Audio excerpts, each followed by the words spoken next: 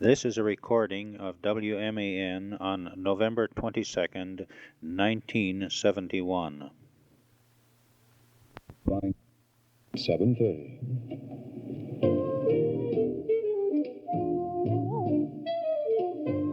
Basketball preview here. It's, let's see, the 22nd day of November, and just 2 days away from the area's first basketball game, which will involve St. Peter's, and we'll talk about that in a moment. But most of the clubs will be opening up this weekend, if not sooner. And, of course, our broadcast schedule begins on Wednesday night. So we thought that, as usual, we do it before every football and every basketball season, that we'll talk to the coaches involved with the Senior High Tigers, St. Peter's, Malabar, and Madison, and get a kind of a bird's-eye view of what we might be able to expect from their particular ball clubs. And with me tonight, I have Vic Fitzenmeyer of the Senior High Tigers, starting his second year now, Vic, right? Right, Mike. And Ron Barbo, who is in his first year as the head coach at St. Peter's, taking over for Bob Fry. Ron, how many years were you at St. Pete's as reserve coach, and even before that? I've been there 12 years altogether. 12 years. So you're pretty familiar with the program, I would say. I would hope so. Bob Ernest, how many years for you at Malabar now? This will be my fourth year, Mike. Fourth year. And Ed Fisher at Madison, I think this is your third or This fourth? will be my fourth year. Fourth. And we're going to talk to all of you, first of all, about your particular ball clubs, and maybe you could run down exactly as far as Letterman coming back and what you've experienced in the scrimmages. We're also going to talk about some new rule changes. And I also have a question here from a lady who dropped it off here, wanted me to ask you coaches. I don't think any of you are involved, but we'll get to this a little bit later. Let's start right now. Vic, since you're the first one I looked at, how about a look at the Senior High Tigers? You finished last year with a record of 15-6, counting your tournament victories. And you've probably got a couple of holes to fill, because I know you lost Jim Barnett and you lost Henry Harris and a couple of other boys, but how does it look right now?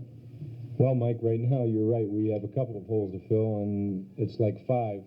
Right now we really don't know who's going to be in the starting lineup on the 27th when we do open against Akron South at the Pete Henry Gym. But I do have three Lettermen returning from that squad that was 15-6 last year.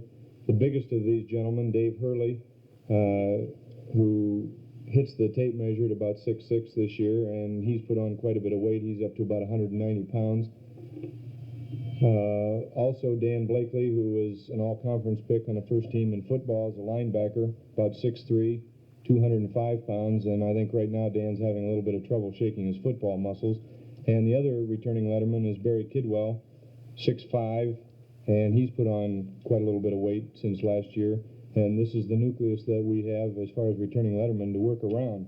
Now, I do have a real fine crop of juniors up from last year's reserve team. Leading this group, I think, Tyrone Butler, about 6'3", who is also a football player, and he's having a little trouble making the adjustment, although I think he is much more ready now than the heavier football players. Jerry Brookins, a guard from the JV team last year. Steve Bigelow, a guard that played actually on our sophomore team more than he did on the reserve team, but he's one individual who has come a long way, I think, through our summer basketball program. Max Fishback, another junior, who also played on the sophomore team last year and has come a long way also. Joel Weber, who played on the JV team last year as a junior and has made quite a bit of progress. Also, at the forward spot and in the center, Dillett Montgomery, who has grown up a little bit. He's about 6'5" now, and he's turning into a real jumping jack for us. Joe Beard, and we're using Joe at both guard and forward, and Charles Black, who is also a junior, about 6'4", and he was a defensive tackle on the football team, also up from the reserve team. Another senior, Dave Gully, who also played JV ball last year. As far as our scrimmages have gone, really the three early scrimmages, we didn't have any of the football players, so we weren't able to really mold any type of team together as such. We tried to do the best work that we could on fundamentals and so forth with the individuals that we had, and we went at this just as though we weren't going to get any football players and tried to mold the best team that we could mold with the prospects that we had out at that particular time. Now, since the football players have come, we have worked Dan Blakely, and we've worked Joe Beard and Tyrone Butler and some of these individuals into our lineup. And as I said before, right at the present time, I don't really know who our 5 starters are going to be. The only thing I do know that the 5 individuals that do start for us on the 27th are going to be starting their first varsity ball game. You open up against Akron South, right? Right, Mike. Did you play them last year? Yes, we played them last year during the Christmas break, and they beat us. I think that was our 2-game losing stretch there, where we had gotten beat in the league by Findlay on a Tuesday night, and they beat us pretty well on a Saturday night, I think by 12 points.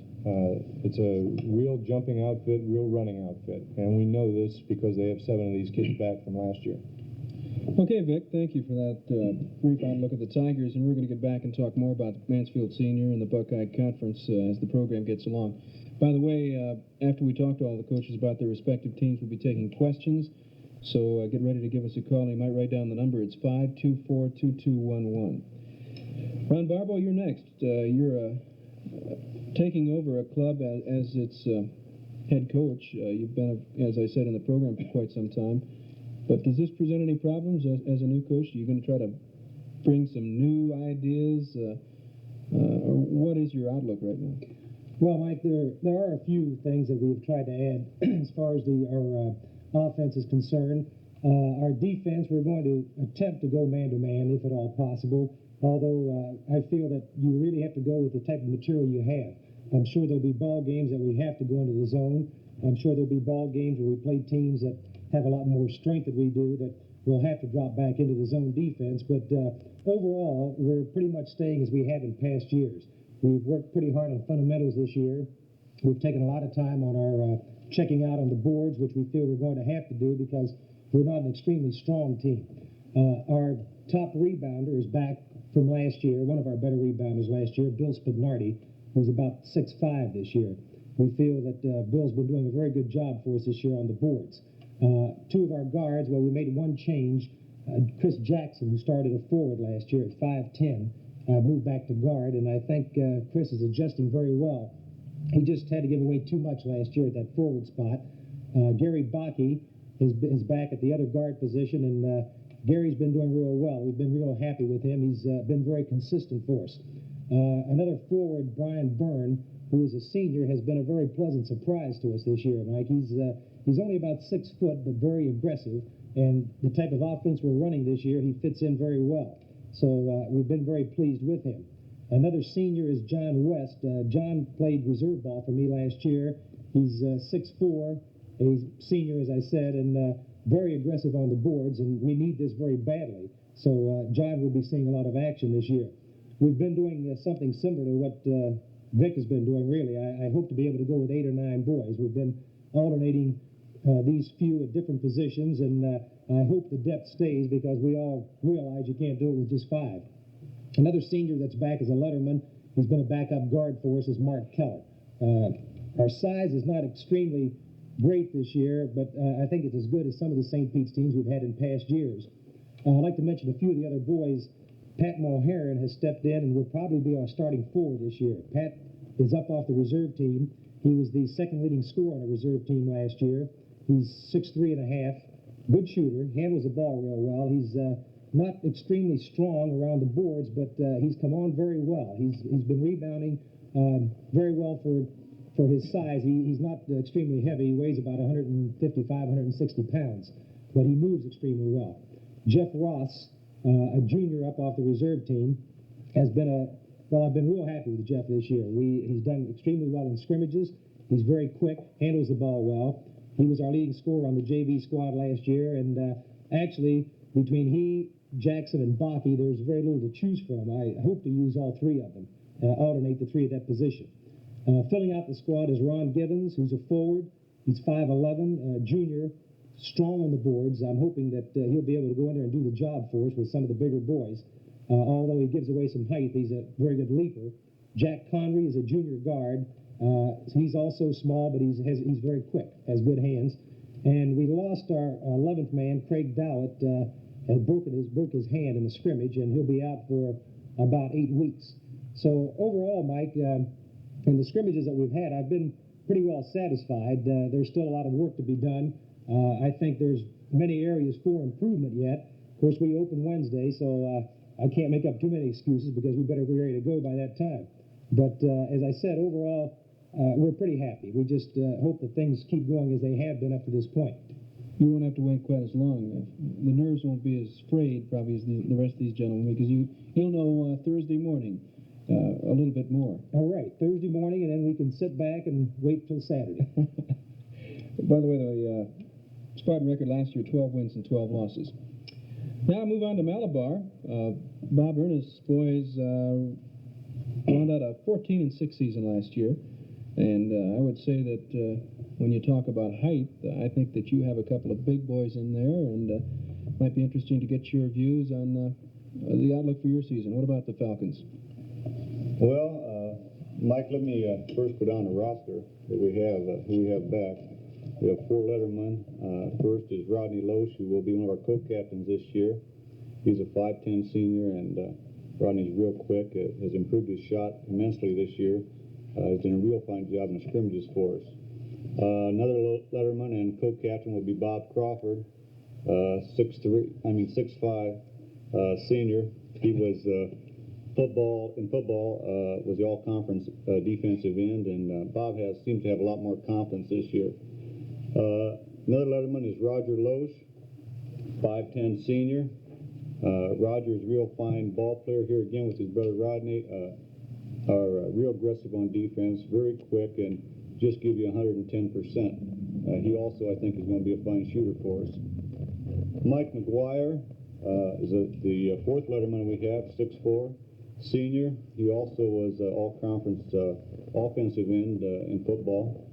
Mike worked real hard this summer. He was down at the playground all summer working on his shot, and we feel he's become a lot better offensive threat so far. Rounding up from the JV squad, next was Gus Sauter, 6'1 senior. And Gus had a real fine day for us in a scrimmage Saturday. Hit the bucket real well. I think he hit 10 out of 16 for us. And Gus has to be a little bit more aggressive on defense, but we think he's going to help us. Another boy, Gary Cardwell, 5'10 senior, football player. He quarterbacked the Falcons this year. And Gary's probably the quickest kid we have, and also a real fine shooter, so we think Gary will do big things for us. Next is Dave Pritchard, 5'10 senior. Dave's a real fine shooter. He's also quick, and we feel as soon as his defense comes along for us that he's going to help us a lot. He's definitely going to help us scoring-wise. Dave Chester, 6'1 senior. David's real fine on the boards, does a real good job there, and hustles real well on defense. Next is Tom Ransbottom, a 5'10 senior. Tom's worked as hard this year since he's been there as a sophomore. Next, Tom Beard, a 5'10 junior, and Tom could actually break into our starting lineup. Does a real fine job on defense and hustles real well and handles the ball fine for us, could run the ball club. Next is Andy Johnson, a 6'6 junior, and Andy needs a little bit of work. We might use him a little bit on the JV squad, and we feel that before the season's over, he'll be up there battling for a starting position. And the last boy is Mel Hudson, a 6'4 junior. Mel just came out for the first time this year, has great leaping ability, shoots real well, and we think as soon as he learns our system, will be a great assist to us also. I'd like to mention assistants that I have. Gordon Shipley is my varsity assistant, Bill Schwartzmiller, my JV coach, and Larry Lewis, the sophomore coach. Scrimmage-wise, I don't know that we've won any scrimmages, Mike, but we've been real happy with the competition we've had, and last week we had a lot of pressure put on us, which we felt we needed in scrimmages. What to expect, I don't know. We lost our leading scorer, Jay Schmidt, last year, and another guard, great defensive guard for us, Mark Stahl. We lost another big boy in Baker. He's about 6'4", so we lost 3 real fine gentlemen, and what will come out of it, I really don't know. Okay, Robert, thank you. Next, Ed Fisher, the Madison Rams. Ed, last year you won 8 ball games out of 19. And considering your lack of height, I would say that Nobody hustled any better than Madison did last year, but are you going to be able to supplement that with a little bit of height this year, or what's the outlook for you and the Rams? Well, Mike, we lost a good shooter last year in Lou Hart, which was the conference leading scorer. We lost a good playmaker in Mike Chambry. These two boys are going to be missed a great deal. I do think that possibly we can come up with a winning combination. This is our motto at Madison this year. We're going to be a winner. We have to get all of our people healthy. At the present time, our best jumper and our honorable mention all-conference player has a broken collarbone, which he received late in football, and he will be out until possibly the New Philly game, which will be on the 10th of December. That's Frank Dockery at 5'11", a Letterman. I have Gene Godfrey at 5'7", a Letterman. Gene is we feel, a real good little playmaker, and he's starting to hit the basket pretty good for us. Rod Rickard at 5'11", at a wing. He's a real hard-nosed defensive ball player. We feel Rod does as good a job as anyone that we have. We have Bobby Durr, which is a boy who played some for us last year. He did not letter. He worked awful hard this summer, and he has improved himself tremendously.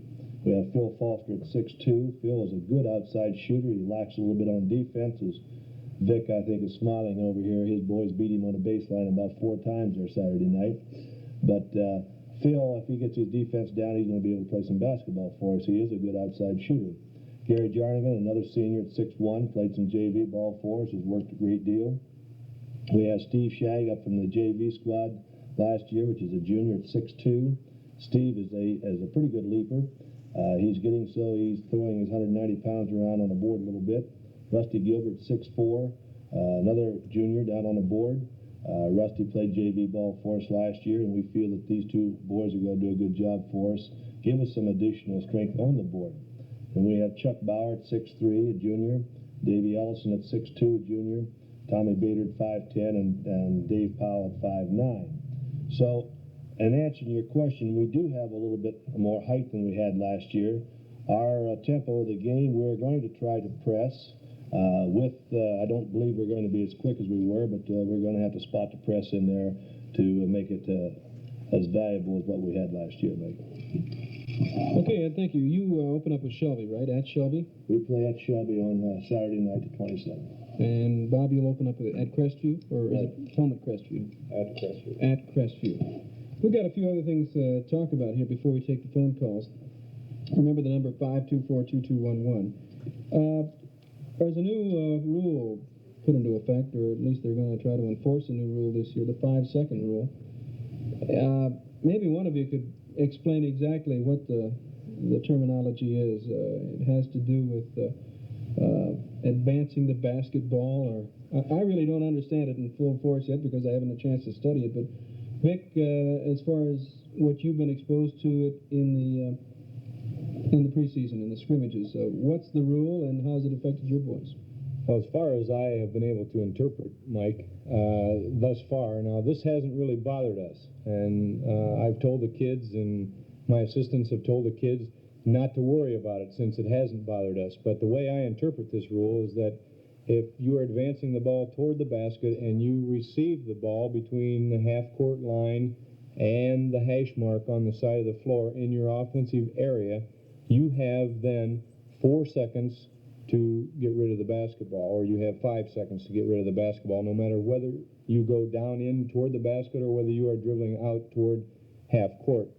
If you receive the ball down between the hash line and the end line going toward your basket in what we call the offensive area of the court, you then have 12 seconds because you can hold the ball for 4 seconds, you can dribble it for 4 seconds, and then you can hold it for 4 seconds again, no matter where you go in the court, because that whole half-court area then becomes the offensive zone or the offensive area. As I said, this rule, Mike, has not affected us one bit yet. I think in our scrimmages to date, we have had this called on our opponents 3 or 4 times, and I really don't think that it's going to affect the basketball game that much. How about your other coaches?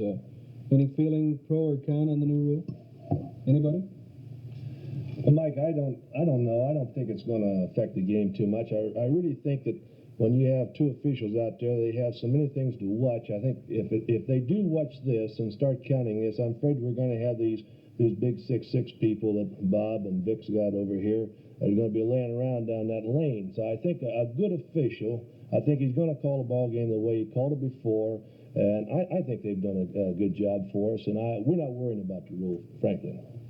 Well, we feel about the same way as Vic and Ed on this, really. I don't know. We've had it called twice this year, but I've told the boys and Pat Maurer, my assistant, the same way as Vic has said. We've told them to just play their normal ball game, keep the ball moving. I don't think it'll be any different. Really, it was called before. I think, as Ed said, if a boy is trapped, cannot get rid of the basketball, and they make their count, it's going to be a jump ball, a hell ball.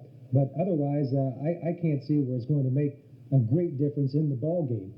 So I more or less confer with the other coaches that as long as you keep the ball game moving, keep the ball moving, attempting to score and not trying to freeze the ball in that particular way, that it shouldn't affect the game that much. You going to join the crowd, Bob? How do you feel? They answered it pretty well. One reason, why was there a big to-do about it then? Why was it even brought up if it hasn't been a problem in the past? Well, my understanding is that talking to some officials who were at the interpretation meeting, this rule came in when Adolph Rupp was playing in a tournament against Hawaii, and Hawaii had two good guards who stalled the ball on him, and he made a statement this wouldn't happen again, and so he went to Rules Committee, and it was changed. My goodness, Adolph does wield a little bit of power, doesn't he? Okay, let's talk about conferences. Ron, we're going to have to exclude you here for the moment, but since we have two Cardinal Conference representatives here, Bob Ernest of Malabar and Ed Fisher of Madison, what's the outlook as far as the Cardinal goes? Who's your preseason favorite? Ed? Well, I don't know. I think there has to be three teams considered as pre-seeders and favorite in the Cardinal Conference. I think definitely Ashland has to be considered because they are the defending champion. He has some real good talent coming back. I think the gentleman sitting across the table from me here up at Malabar, Bobby's Ball Club, I think definitely has to be considered. I think Worcester definitely has to be considered. I'd say these three ball clubs. I think it's going to be a knockdown, drag-out way with these three. I think maybe the rest of us may help one of them along here every once in a while. We may be able to win a game here and there. But to me, it looks like a three-team race. Like, Bob, don't be modest. How do you look at it? Well, I go along with Ed in some respects. I think Ashland and Worcester are the two favorites. Coshocton always does a real fine job down there, and I'm sure they'll make some problems for people. Ed's going to have an improved ball club, and Dover made great progress last year, so I think it'll be a tight race, but I think Ashland and Worcester are the favorites. Okay, let's switch to the Buckeye Conference. Vic, just off hand, I can think of Elyria. I don't know how much talent they have, but they're going to be skyscrapers. Yes, they are, Mike. I look down over my roster here, and I see that probably with only three individuals under 6 feet tall, this is the biggest ball club that we've ever had at Mansfield Senior since I've been there in 8 years.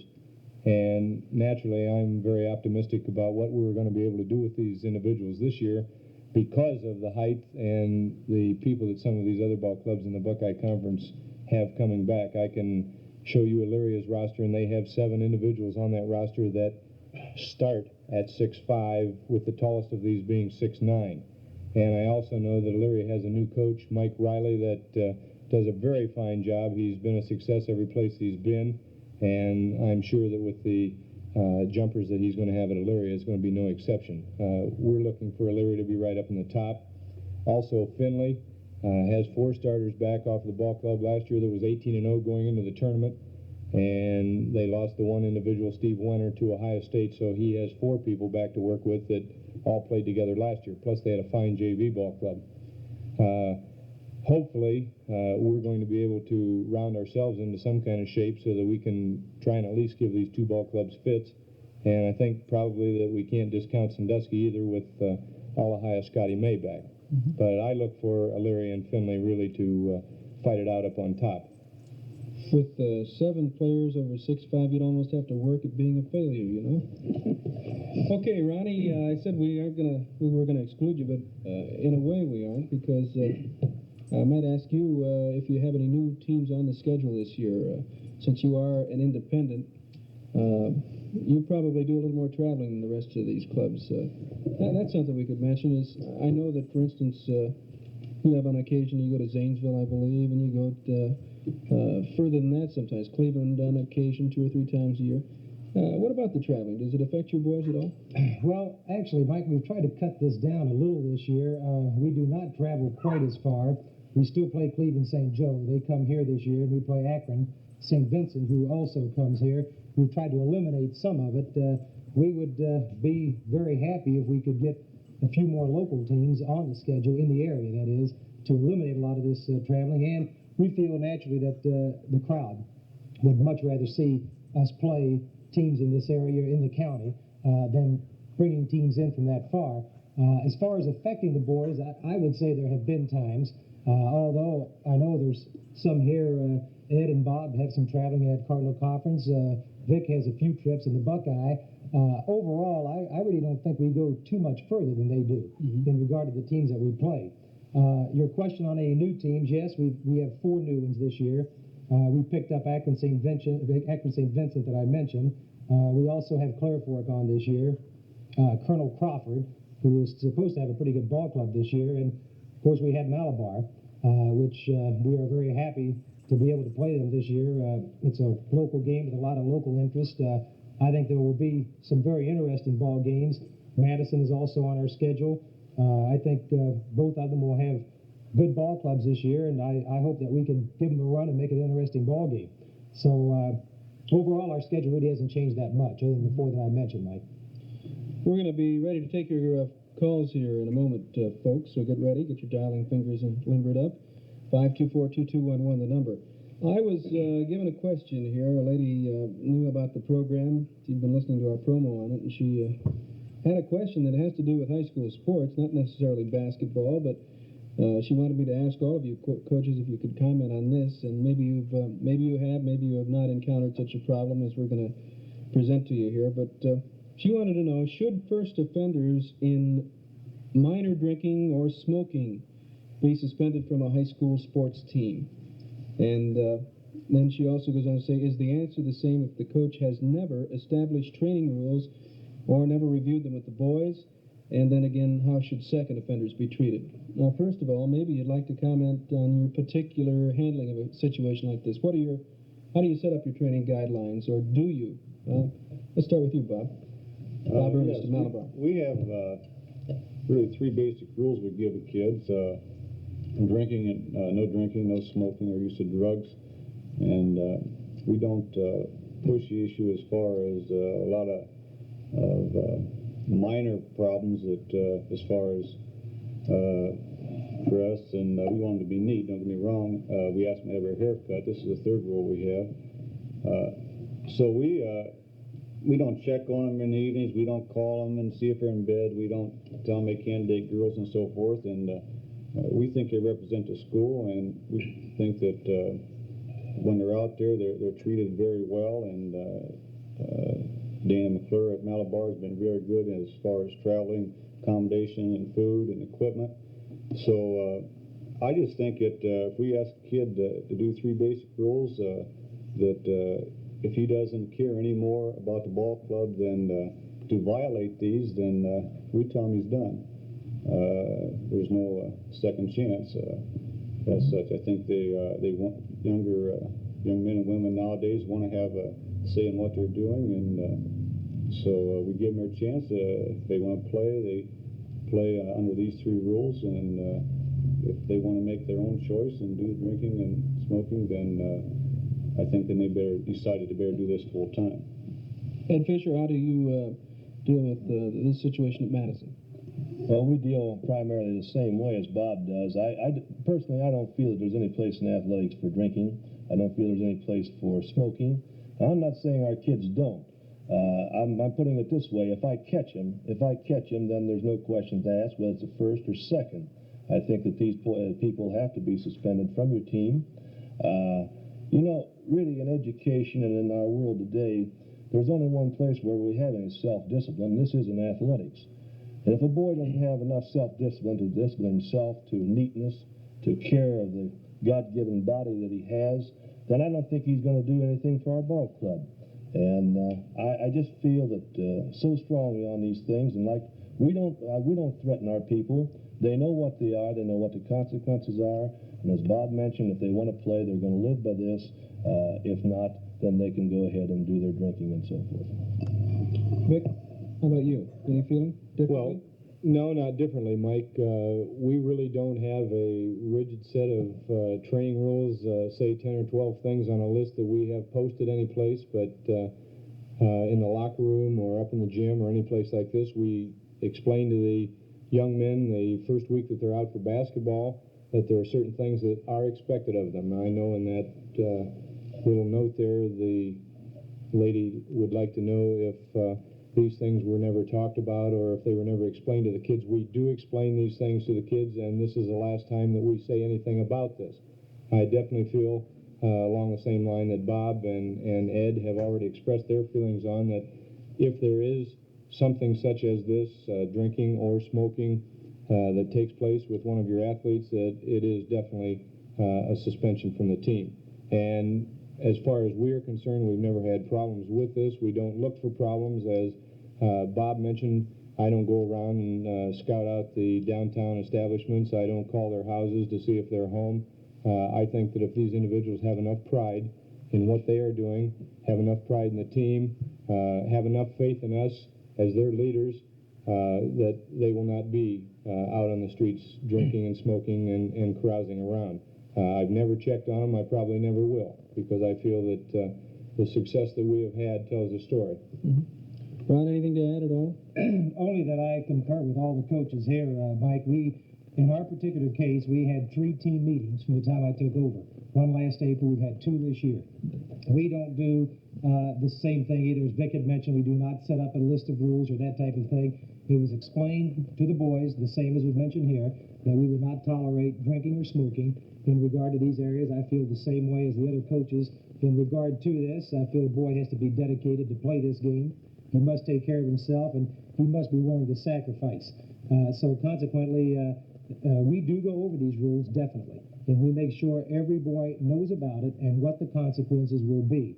Now, again, this is my first year as head coach. This is the program that I'm going to follow, regardless of what some other thoughts may be on it. I feel it's the right thing, and from what I've heard tonight, I feel that most of the other coaches in the area and in the city feel the same way about it. Okay, I think enough said on that subject. Let's get to the questions now. If you'd like to ask one of the coaches a question, all you have to do is dial 524-2211, and we'll get you on the air with that question. So we're ready to take the calls now. I want to remind you that you're listening to WMAN Radio in Mansfield, Ohio. It's now 3 minutes past 8 o'clock.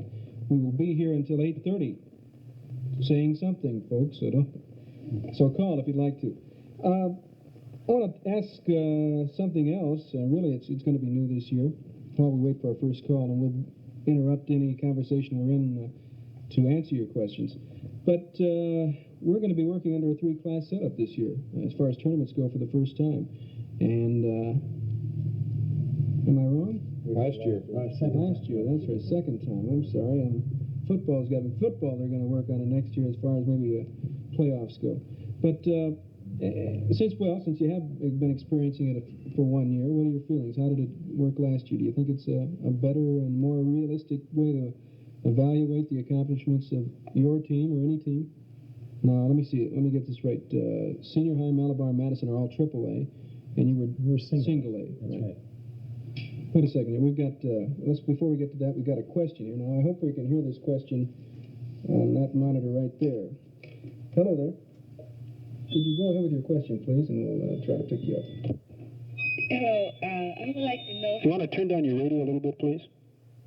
I would like to know how Tyrone Butler is going to be doing this year.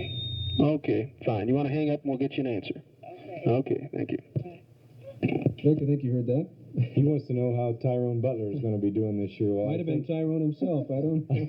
I think, first of all, Tyrone Butler is going to hold the answer to this.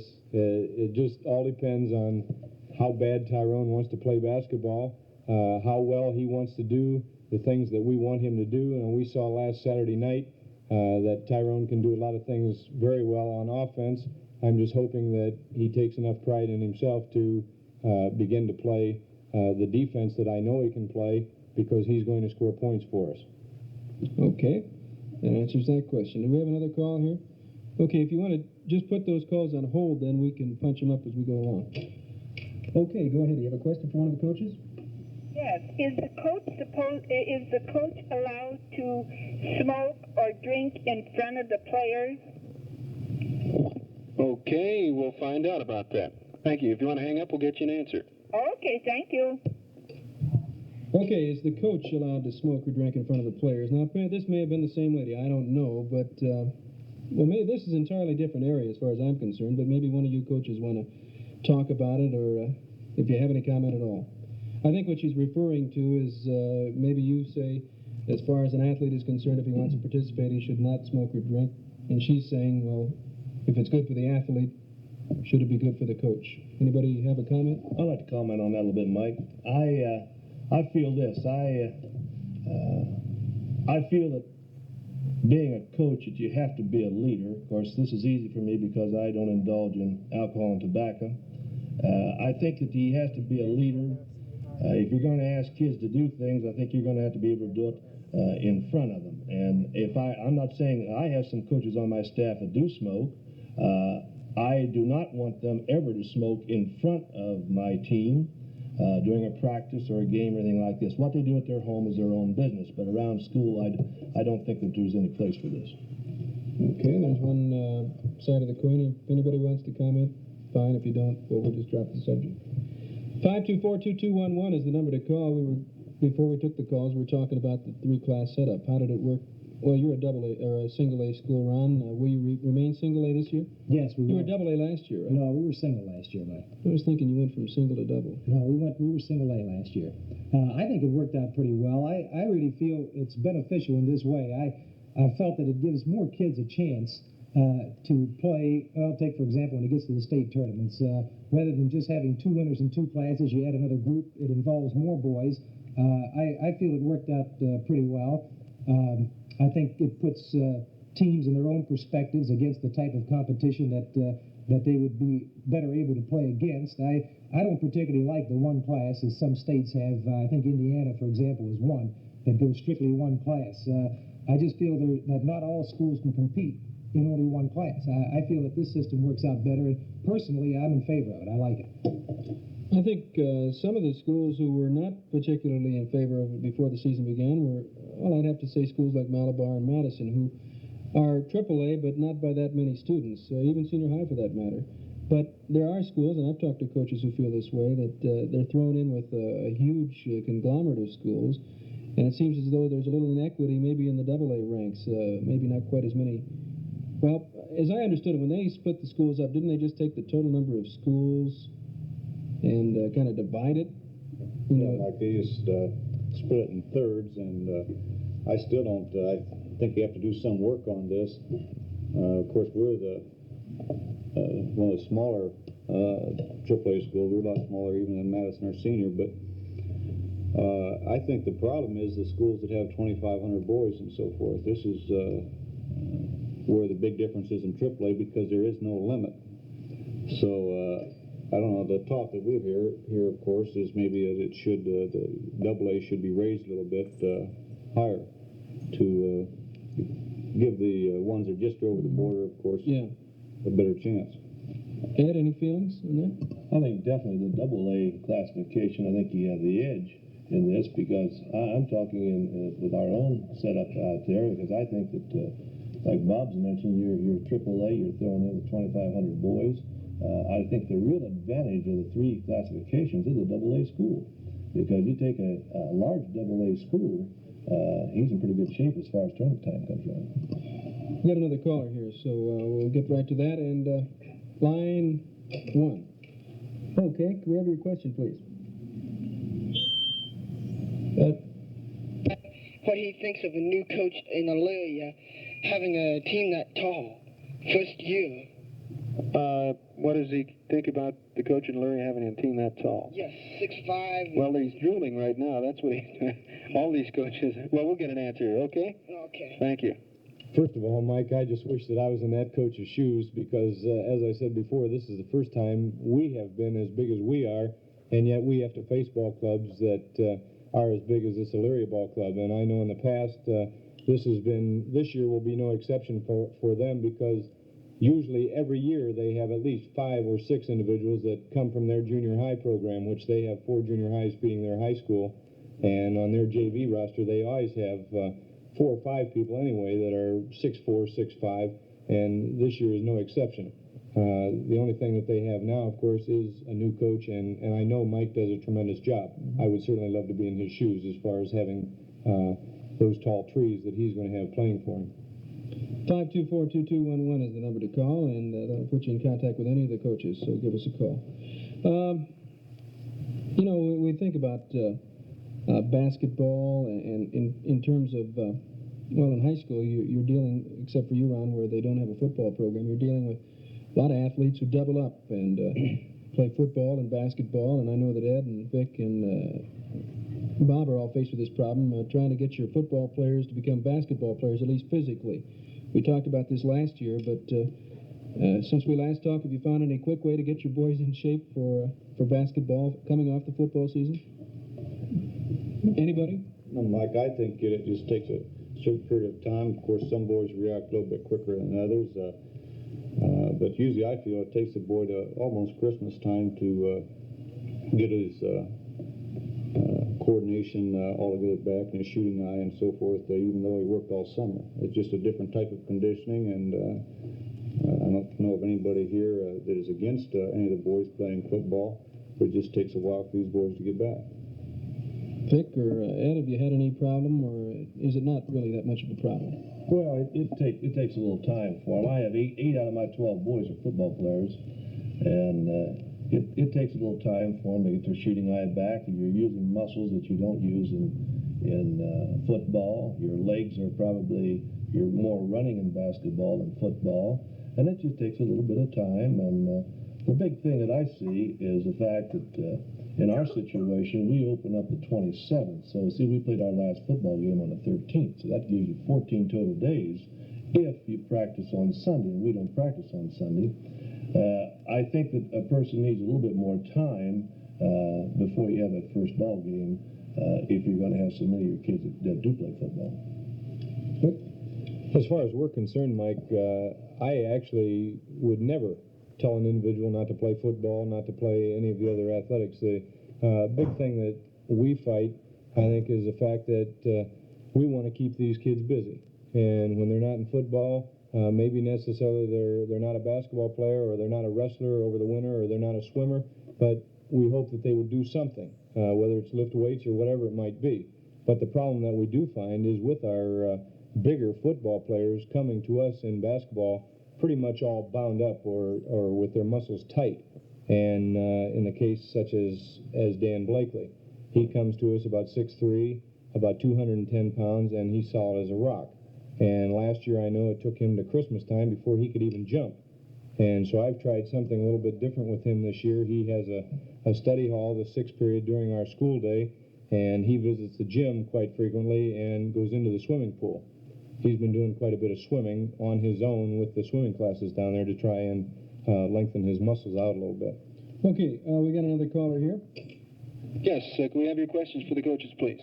I'd like to address this to Ron Barbo. I know they're getting new uniforms. I just wondered if they're in yet. I don't know if your new uniforms are in yet. We'll get an answer for you if you'll hang up, please. Are your new uniforms in yet? As of this morning, they still were not in. We'll have to wear our uniforms of last year. We're expecting them, we hope, by the Lexington game Saturday. What are they going to be like? Anything different? You didn't change the school colors, did you, when you took over? We changed the color slightly, Mike. We went to a different color blue. It's I think this is Air Force blue that we went to, the royal blue before. But basically, they're similar. We went to the name and script, and instead of St. Peter's on the front, they will have Spartans in script with an offset number. Mm-hmm. But they are not in yet. We're hoping that they're in by the end of this week. Okay, 524-2211 is the number to call. Looking over your schedules here, I noticed that senior high, for instance, gets right into league play in the second game of the season. You will, Bob, at Malabar, you'll have two non-league opponents before you get into league play, and you go in the second game. Is this pretty much the way it's always been? Do you go into league play this early? I know, for instance, football teams usually schedule a couple, maybe even 3 games before they start their league play. How about Malabar? Well, what's your thinking on this? Or really, are the games set up that you can't do it any later than this? Well, Ed and I are going to discuss this tomorrow night at a league meeting. The league schedule is set up and it rotates. We happen to get a bye. Our first ball game, and we'd be opening up the same time as Ed does. There's problems no matter how it's set up. If you run it back further, then you have more double weekends and league opponents. Like our first league games are against Ashland and Worcester, the two teams that I mentioned would be the favorites. So you can get into that situation too. So there's pros and cons both ways. Alrighty. I think we got another caller here on line 1. Can we have your question, please? Yes. My son's playing a career in basketball coaching, and wondering if the coaches could recommend a good college for him to attend. Good college for him to attend To be a basketball coach. for basketball coaching? Mm-hmm. Well, we'll see what we can do about that. Just hang up and we'll get you an answer here. Okay. Lady's son would like to be a basketball coach. Apparently he is a senior somewhat. Well, what about your colleges? Did you go to college with the idea of becoming a basketball coach, Vic? Well, Mike, I went to school, first of all, with the idea of getting an education, and I think this is probably the angle that you have to look at this from. I think you, first of all, have to look at it from the standpoint of what you are going to get out of your 4 years of school. And a lot of these people go to school, they major in health and physical education, they take 45 or 50 hours in this field, which you do not need to become a coach.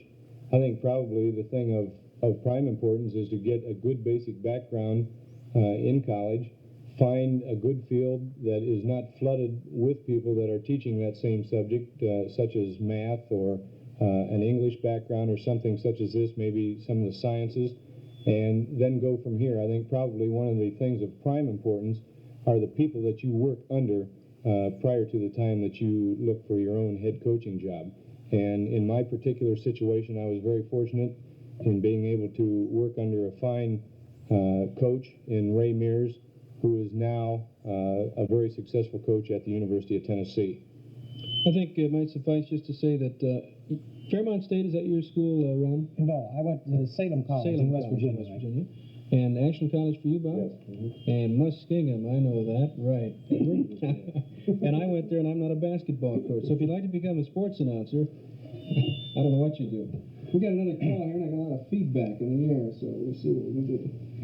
Okay, let's have your question, please, for the coaches. What do you think how do you think the coaches feel about a postseason city tournament? How would the coaches feel about a postseason city tournament? Yes. Well, let's find out. Okay? When I hang up, we'll find out. How would the coaches feel about a postseason city tournament? Number one, I would think it would interfere with the state tournaments, even your sectionals, etc. Ron, you answer this one. A postseason, I think that would be a little difficult, really, Mike, because I think you said it. And you've got your state tournaments coming up, your sectional tournaments coming up. I don't know if a postseason tournament would really go over very well. I think possibly some type of a Christmas tournament within Mansfield would be more acceptable, involving the Mansfield or local area schools, which would create quite a bit of interest.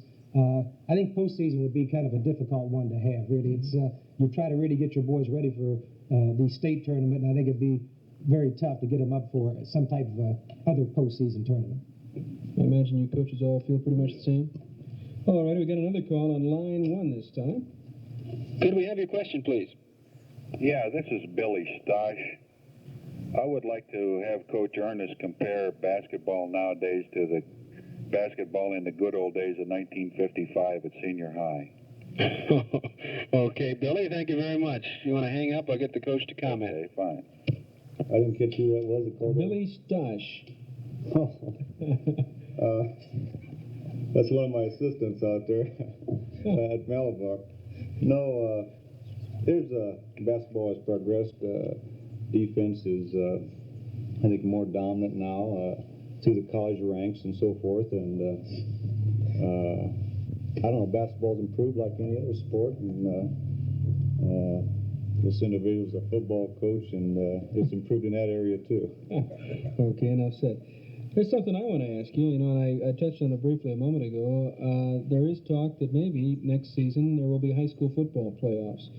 And the people I thought would be most opposed to something like that would be basketball coaches, because if your particular team is involved, not only will you not get your football players until 14 days before the season, but they may miss a couple of games. Well, what's your feeling? Ed, how would you feel if next year Madison were to play in a postseason football playoff? Well, as far as the football team, I think it would be great. I think the biggest thing we'd have to do, there has to be some agreement here. If your school is involved in this football playoff, then your basketball schedule is going to have to be set back, because I don't think it's fair either way for you to. In our case, where I have 8 out of my 12 boys are football players. I don't want to prevent these people from playing in a football playoff, but on the same token, we have a basketball schedule to play also. So there's going to have to be some ratification there. I think there's a lot more to this than just talking about it. I think some people put some things down on paper, and it looks good on paper, but I'm not sure if it's going to be functional yet. Mm-hmm. Ed and Vic, you feel pretty much the same way? Yes, Mike, very much so. I know that we usually open up 27th or that Saturday after Thanksgiving, and this would really make it difficult for us, and it would make it difficult for us as far as our league schedule is concerned, because if we didn't have this opener, we would start right out with our first ball game, as we have done in the past, that first week in December with a league opponent, and this would make it quite tough on us. Okay, we got a caller waiting here. Can we have your question, please, for one of the coaches? This is like question similar to the lady about the training rules. I know of a case where 2 boys from area schools were caught drinking and suspended. And in their particular case, the boys claimed that the coach had given no training rules or explained any of the rules this year or in prior years. And the boys are thinking that this kind of suspension is unfair. I'd like to know the opinion of the panel on this. Okay, if you hang up, we'll get an answer to that. All right, thank you. This is in reference to the training rules. He knows of a school where some boys were suspended. These boys said that they were given no previous guideline as far as training rules is concerned. What happens in a case like this? Well, apparently it's not going to happen to you coaches, because you do lay down the guidelines, but what would be your feeling in a case like this if it were your son? If there were no previous rules and they just relied on the boys' own good judgment? Well, I just think, Mike, that things have to be brought out. If you expect a boy to do something, you have to tell him about it. Like I say, we do miss stars and post-stars, and so there is no question. I think it would be pretty tough to defend, probably, if you didn't tell the individual before. Mm-hmm. Ron? Yes, Mike, I'd like to say one thing on this.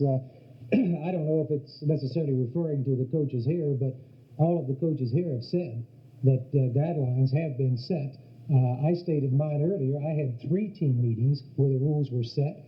I think the squad would attest to it. I had my assistant coaches there who would attest to it.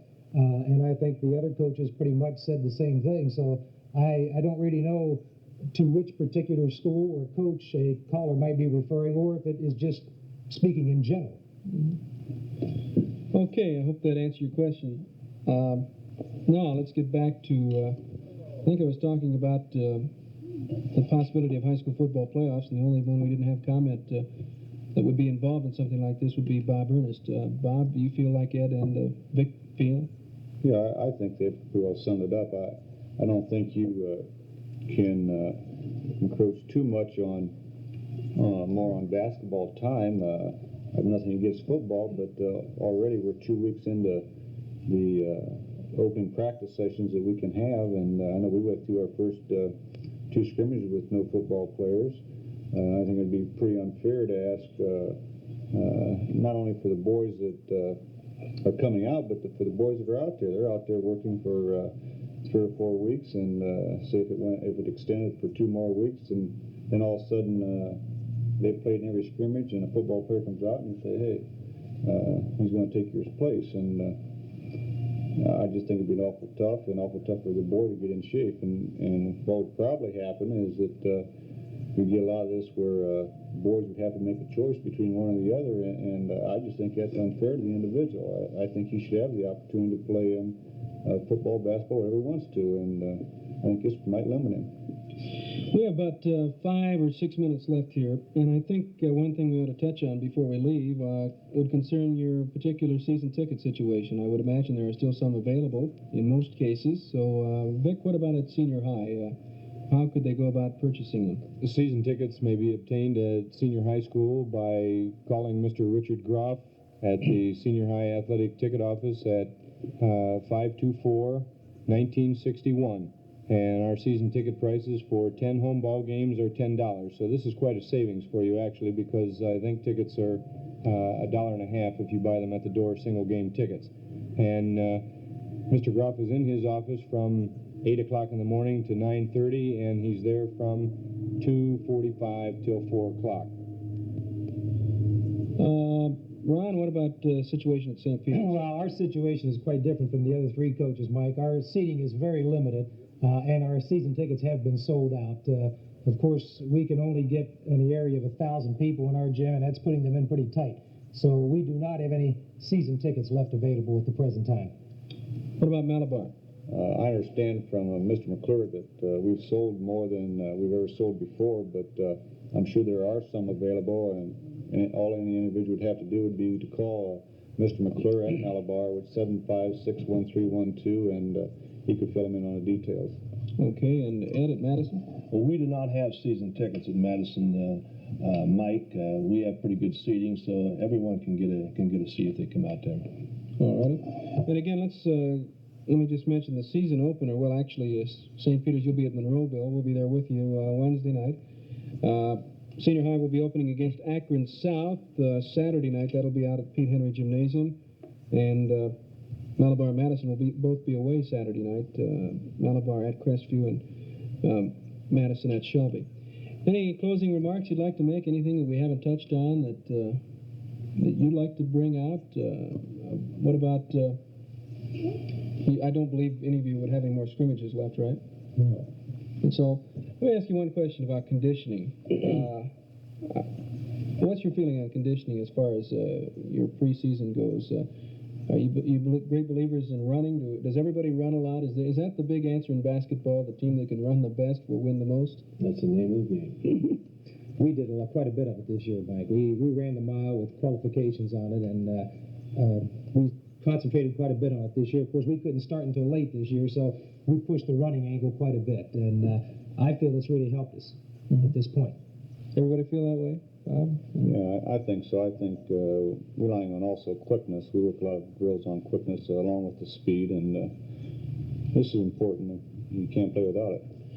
One last question, and it concerns ratings. It seems to me every year, I don't know, I sometimes get the feeling that maybe too much emphasis is placed on the rating system. We see so much in the papers and hear it on radio and see it on television. Everybody's striving to get into that top 10 or top 20, and how does it affect the boy? Am I just dreaming this, or does it seem that every year the build-up is bigger, and sometimes they have teams in the top 10 or as the number one team in the state before the season begins? It would seem it would place a lot of pressure on the boys, especially if you have a team that looks potentially big and strong. Do any of the coaches have any feelings about this, or are ratings necessary? Nobody's going to talk. I think the rating helps. I would like to have a ball club in the top 10. I know we have in the past years, and I think where I came from over in Upper Sandusky, that I think this has helped us, because who had heard of that little farm community and so forth, and first thing you know, there we were fifth in the state. And I think in our case, at that particular time, it was a great deal of help, and I know if this would ever be possible for us at Madison, it would be a great thing. St. Pete's was, what were you, number 1 or 2 a few years back? How did your boys react to it? Well, I don't know if you could really call it if it's a problem. I'd kind of like to have it. I think it's a pretty good feeling, really. I think there's a certain amount of pressure on the boys, really. But when you are rated, whether you're rated or not, you're probably having a good season, and there's going to be some pressure there anyway. The years we were rated, for a couple of them, we were undefeated. So there was pressure because of that, and I don't think being rated added too much more to it. I guess I'm like most of the coaches. I'd sure take it. Hey, listen, we're out of time, and the pressure's building on me to get off the air before 8:30. I want to thank all of you. Vic Fitzenmeyer, the Tigers, Ron Barber with the Spartans, the Falcons, Bob Ernest, and the Rams, Ed Fisher. Won't play favorites. Good luck to all of you. If you win, well, you can't win them all because one of you are going to beat the other. But I'm looking forward to the season. I think it's going to be a very interesting one. So you stay tuned now. There'll be more good music coming your way. Don't forget to join me for the first basketball broadcast Wednesday night from Monroeville. For now, this is Mike Green saying good night.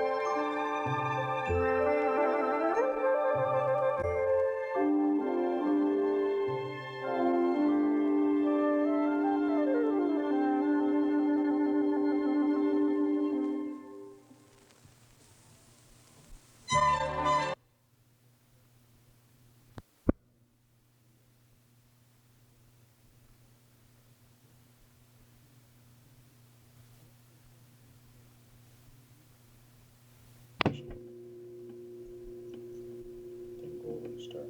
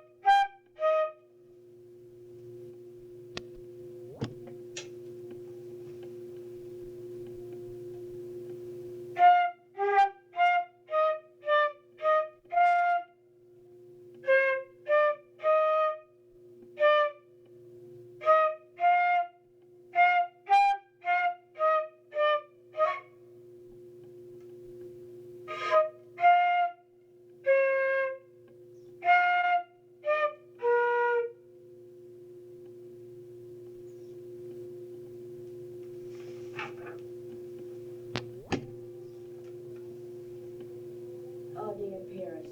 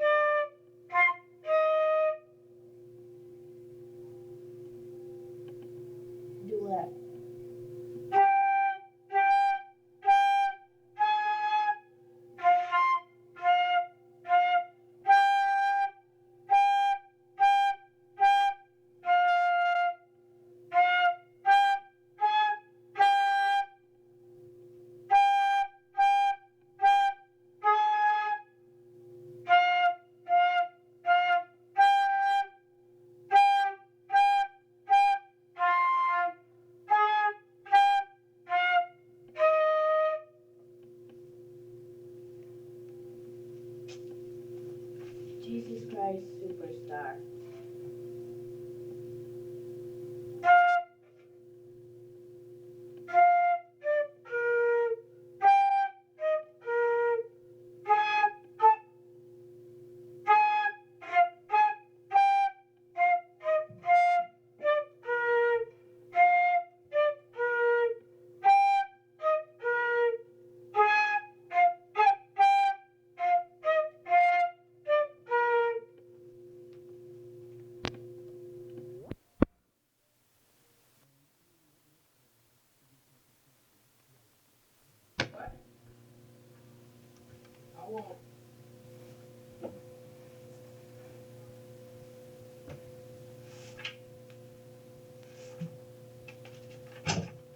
First song is London's Crazy Bridge.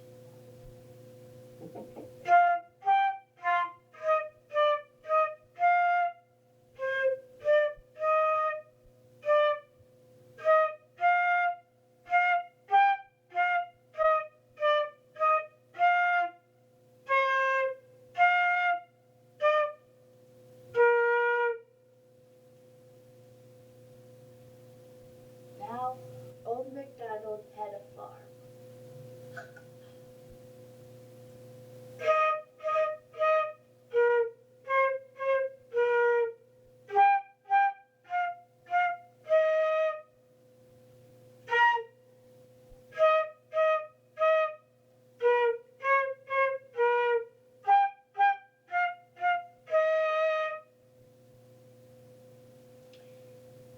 Twinkle, twinkle, little star.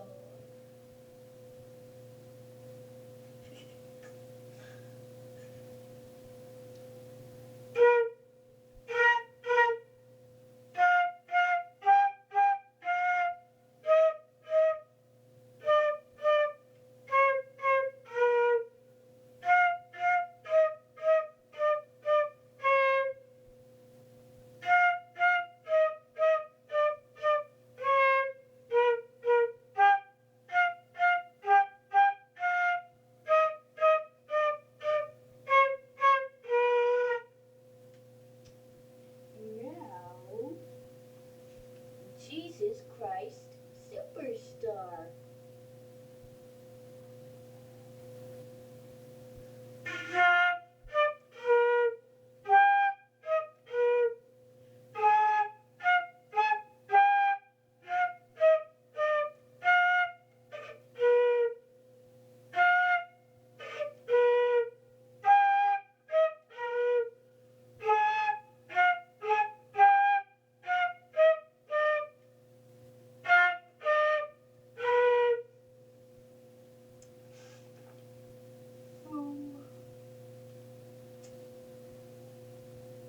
The duet.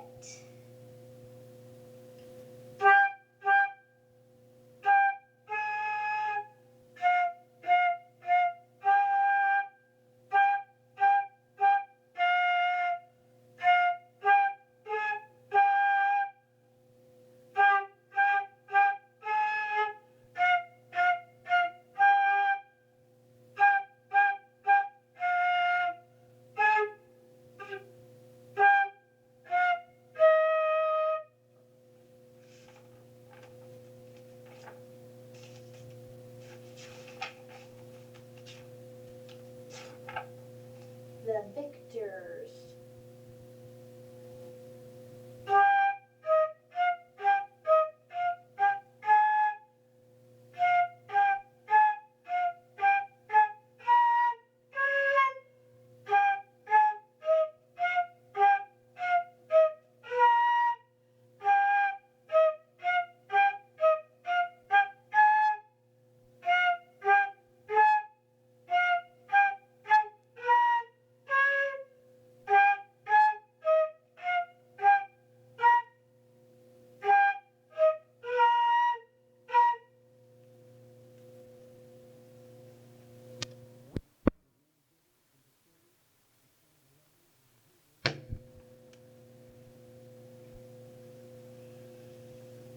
Okay, the first song I ever learned to play was Mary Had a Little Lamb, or Mary's Little lamb. Here it is, folks.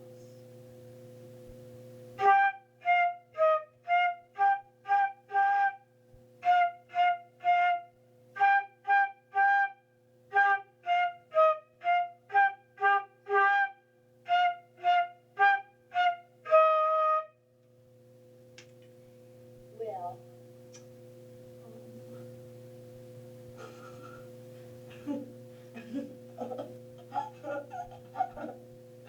now, the famous melody.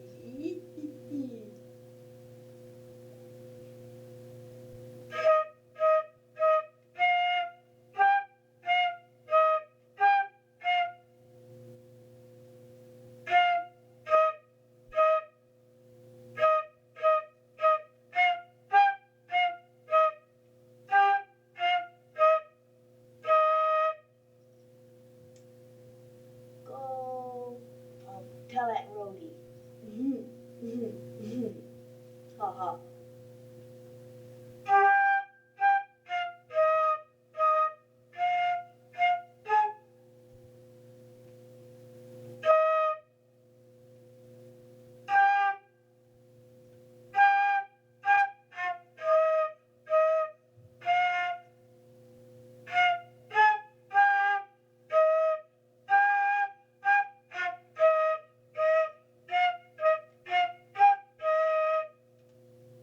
And now,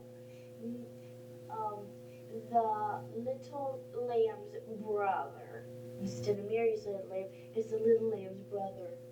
Boy. Stupid.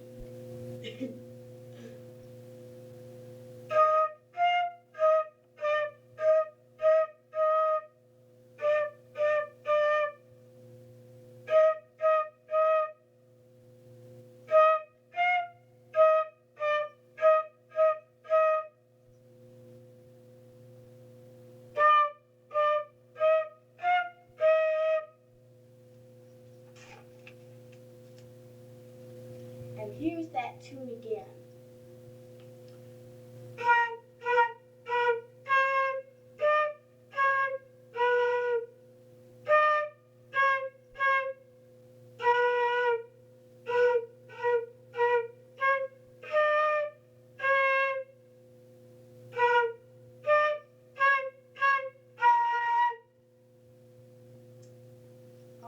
Jingle bells, jingle all the way. That one.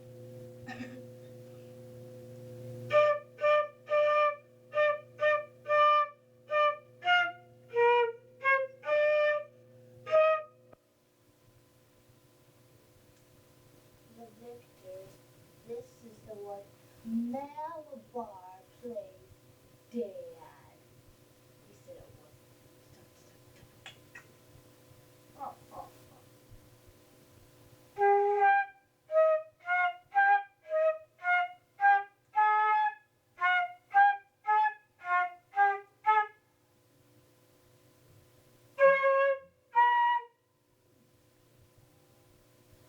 Wait, I'm gonna start all over.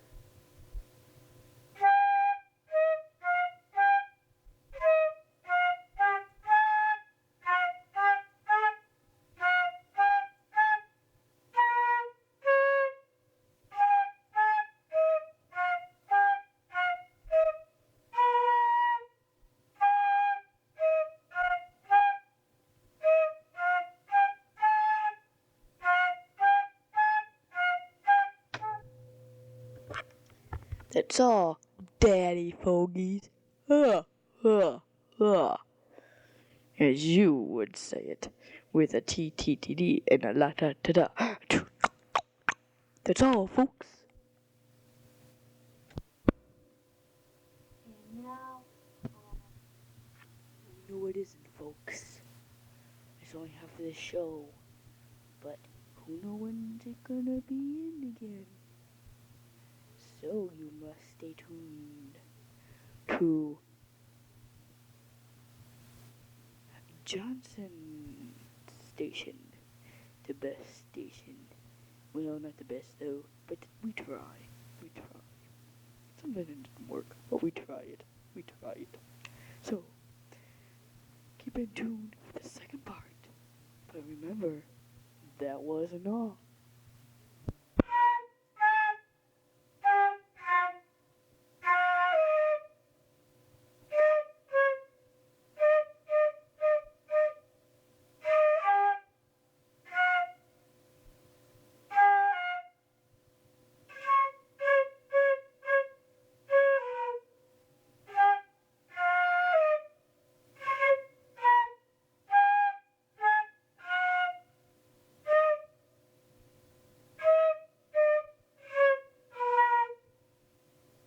I did play that song right, though.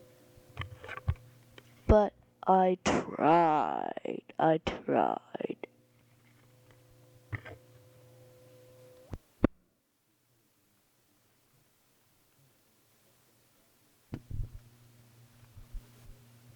Welcome back, folks. This is the second part of the show. Now, for the greatest part in the whole wide world. I wish I could have Friday Johnson here, but she isn't ready right yet. So, let's bring her on, folks. Friday Johnson. Whoops. I'm sorry. She's just been kidnapped. Whoa. I must stop this. Everybody, turn off your radio right now before you will get in trouble by Freddie Johnson, because she doesn't like people who listen on her conversations when she's being kidnapped. Now, utterly nosy with a nose, and a do. No. Uh-oh. The robbers, they're in black and white. One looks like a man. Looks like Dad when he tried to tell me that Malabar doesn't play the Victors which I played before.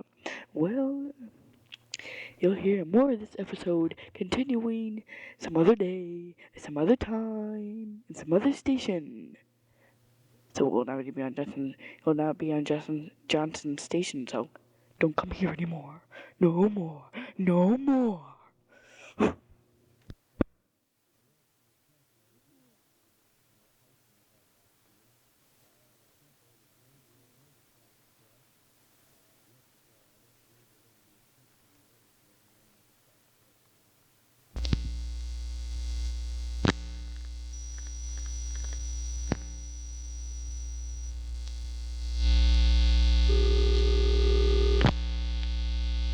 People's Federal wishes you happiness for the holidays and throughout the coming year.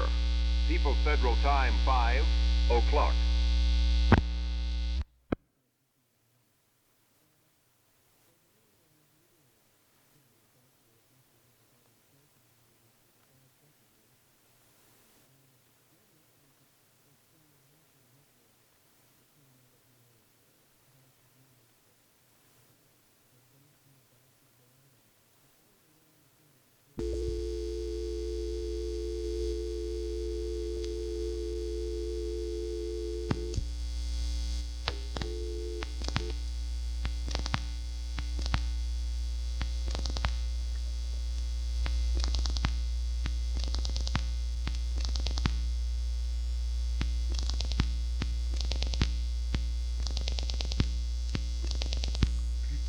Okay, I've dialed it.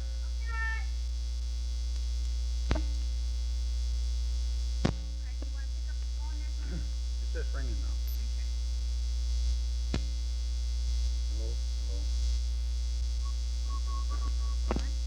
Well, I'm just checking this thing out. Happening right now.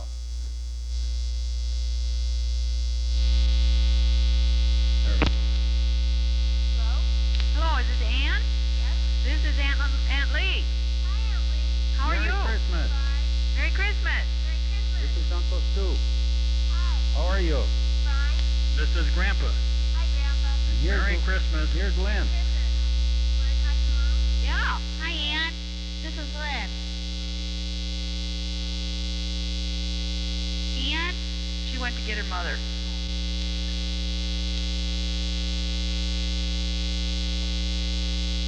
Hello. Merry Christmas. Merry Christmas. Merry Christmas to you. Well, how are you? We're all fine, thank you. Are you eating? No, we're not eating yet. Oh, well, we just finished, and we're 3 hours ahead of you, so. Yeah, we're about ready to eat as soon as the potatoes get done. Well, good. Is everybody there? Is everybody there? Yes, Phyllis and Don just came about a half an hour ago. Well, that's why we were waiting. Yes, well, I just said to Jack just a few minutes ago, it's about time for Lee to call, and I thought, no, she usually calls just when we sit down. Right. Yeah. We're going to wait for the potatoes to get through cooking. How's everyone out there? Has Santa Claus been there yet? Yes, Santa Claus is here. Thank you for all that you said. It's just lovely, every bit of it. Well, we thank certainly you. enjoyed our presents, too. Yeah. I haven't tasted mine yet. Are nice, and we had a good Christmas. You're able to choose other dishes, Elaine. Those aren't supposed to be your only dishes in the world. All right. Why? Well, I didn't. The same like what I told you for Phyllis. That's just for extra. Oh, well, here's Phyllis. You want to talk to You her? better tell Jack to practice bowling. You're going to bring your ball along? Well, I haven't got it yet, but thank you. I'll practice up. Good, good. Have you heard any more about your cruise? No, how's the strike coming? Well, I think they're going to strike again. No, yesterday's paper said they were going to go to work. Going to continue working. Oh. You don't let them strike or I can't come. Okay, well, we'll hope you come. Is Aunt August there? Yep, she's here. Let me say hello quickly, and then you can talk to Phyllis. August. She didn't think you wanted to talk to her today, or she said everybody was just going to ask her how everybody is. we slept in this morning. Yeah, well, we slept. We didn't put our turkey out until later. It's 7:30. Well, we put ours on about 8:30. Oh, well, that's good. You're in no rush. Here's Aunt August. How'd you know I was on? Yeah. Merry Christmas to you. How are you? Just fine. Good. For an old lady, you know. That's good. That's good. We thank you for all that you sent. And I thank you. Okay. Can you use the pillows? Oh, I should say I can. Good. I thought it would be something different for a change. Yeah. So you got a full house today, huh? Yeah, Carol and Jim are here, and Don and Phyllis. And Well, greet them from me, will you? I shall. Are you going to come out and see us? Oh, I may. I'm still sitting on it. Well, We had you such... don't have to make plans long in advance. Just No, the only thing is I'd like to know how much it would cost to have that operation if I had it. out here. Yeah. See, I'll call the doctor and see. and then and how much is the hospital, you know? Okay, let me call him and see, and I'll get back to you. I'll write you a letter probably after the first of the year. Yeah, that'll be fine. Somebody else wants to talk now. It was nice talking to you, and greet Jack and the children. Yes, I shall. Good. Merry Christmas to you. Here's Yeah. Phyllis. Are you going to talk to her? Is Mrs. Johnson here? Just a minute. Hello. Hi. Hi. Merry Hello. Christmas. Merry Christmas, fellas. How are you? Merry Christmas. Hi, Lee. How are you? Hey, we thank you for everything. Well, You're you're welcome. We too. thank you. Oh, And we thank couldn't you. have been nicer. We Hi, thank Aunt you Phyllis. too. Hi. This is Hi. Lynn. How are you, Lynn? Fine. Good. Did you hear about Lynn's little accident? No. I broke my wrist. Your wrist? Yeah. How? I was tumbling. You were tumbling? Yeah. It was 2 weeks ago on Tuesday. Oh, are you in a cab? Yeah. Good heaven. How long is that going to take? Till January 14th. I get it off. 14. That's not very long from now. Yes. Well, I hope it heals all right. Well, I think so. Yeah. Huh. Well, how are you all? Oh, we're just fine. And you? That's good. Fine. We're having rain. Oh, well, no, I guess it's misting just a little bit here, but we've got green grass and little spring flowers coming up. And Oh, my goodness. it's, Thanks. yes, we're skipping winter this year. How is it out in California? Well, we just love everything we got. Well, good. If you're no, they're not supposed to be your only set. You're allowed to choose whatever you want. In addition to that, I mean, that doesn't have to be your only set of glasses, Oh, listen, I couldn't have done better. We really love it. Well, I Very nice. Yeah. Oh, and we love ours so much. Thank you so much. Oh, it's just so wonderful. Well, that's good. When are you all coming out here? Oh, next week. Well, why not? Are you ready? You're ready. How is everybody? Just fine. That's good. All right. Well, we were supposed to ask Elaine if the package came from my dad.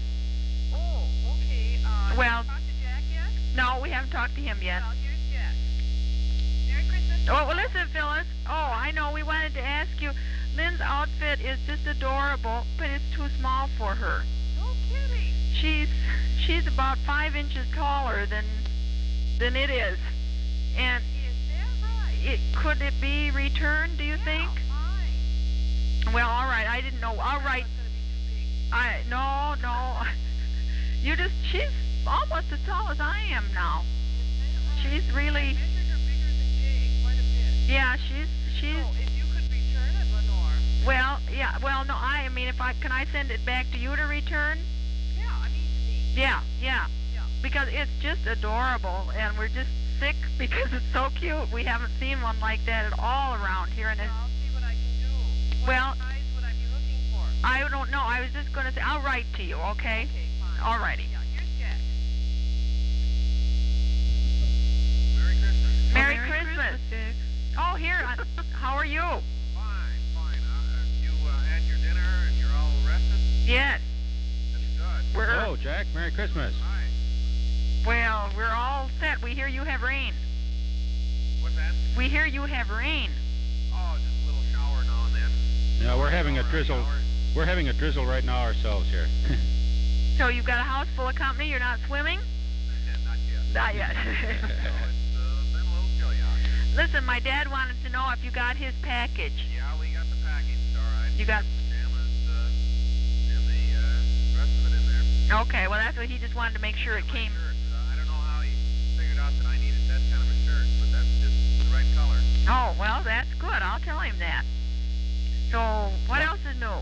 There's nothing since Elaine called you the other day. Oh, well, that's. Well, now, could you tell, did Don get his package? Hello? Hello, did Don get his package? I don't know. Oh, that's Peter. Hello, Peter. Oh, Peter. Hello, Peter. Merry Christmas. I don't know. Here's Andy. And then Grandpa wants to talk to Aunt Phyllis again, too. Just a minute. Merry Christmas to everybody. Yeah. Merry Christmas, Jack. Hello. Peter, are you there? Yeah, I'm here. Okay, here's Andy. Hi, Peter. Hi, Andy. How you doing? Pretty good. Hey, we received that paper. So- That piece of paper. Say what? That one that had your picture in it. Oh, yeah. Looks like you're doing pretty good. Yeah, I'm doing okay. How you doing in basketball now? Starting JV, starting the reserve team. Yeah? Uh-huh. That's about all. Okay. Bruce there? I don't know where he is.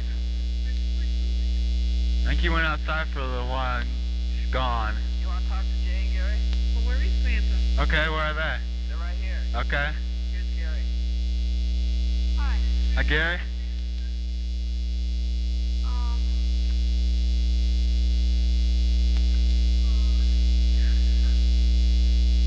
How's that basketball season coming? Oh, we're doing okay. Our team is, we're 6-0 right now. You're 6-0. Yeah. Are you starting JV? Is that what I heard you say? Uh-huh, yeah. Good. What position do you play? Center. That's what I thought. Yeah. Well, good deal. Okay. My mom wants to talk to Grandpa wants to talk to Aunt Phyllis. Oh, okay. I'll get Phyllis in just a minute. Okay. Why don't you put him on? Okay. Jay and Gary there? Thanks, Andy. Hi. Hi. Hello, Don. Hi. Hi, Sue. How are you? Oh, Thank you very much for everything. Oh, gee whiz, and thank you. It's just, that stuff is just beautiful. Well, glad Yeah. you liked it. I certainly like my shirt, too. That's a real sharp one. Well, great. I got 3 shirts for Christmas, and I don't have a tie to go with any of them. They're just too up to date here. Are Jay and Gary there? Hello?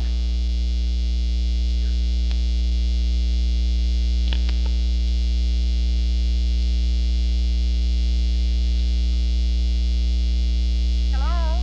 Hello, who's there? This is Phyllis again. Oh, okay. Mom, are you here? Well, yes, Yeah. I'm here. I thought Grandpa was talking. Didn't you No, want I wasn't talking. Didn't you want to talk to fellas? Well, Merry Christmas anyhow. Merry Christmas to you, fellas. Did Don get his book? Talk yet. Did he get it? Talk. Fellas, Yes? What? Dad was asking if Don got his book. Yes, he did. It came a couple days ago. Oh, that's fine. Lovely. Yeah, all the packages arrived. Yeah, very good. We must have been real lucky this year. Yeah. Are you taping this whole thing? Yeah. No, not anymore. Oh. I've got it on tape. Oh, you do? Sure. We have 3 pictures going on. How are Jay and Gary? Okay, how are you? Fine. Fine. Well, thank you so much for the paper. That's lovely. Welcome. Are you playing basketball now, Jay? Right now? No, not right now. Are you on a team now? Yeah. Yeah, good. How's the team doing? I don't know. Not very good. Oh, is that right? You're having a lot of fun, though, I bet. Yeah.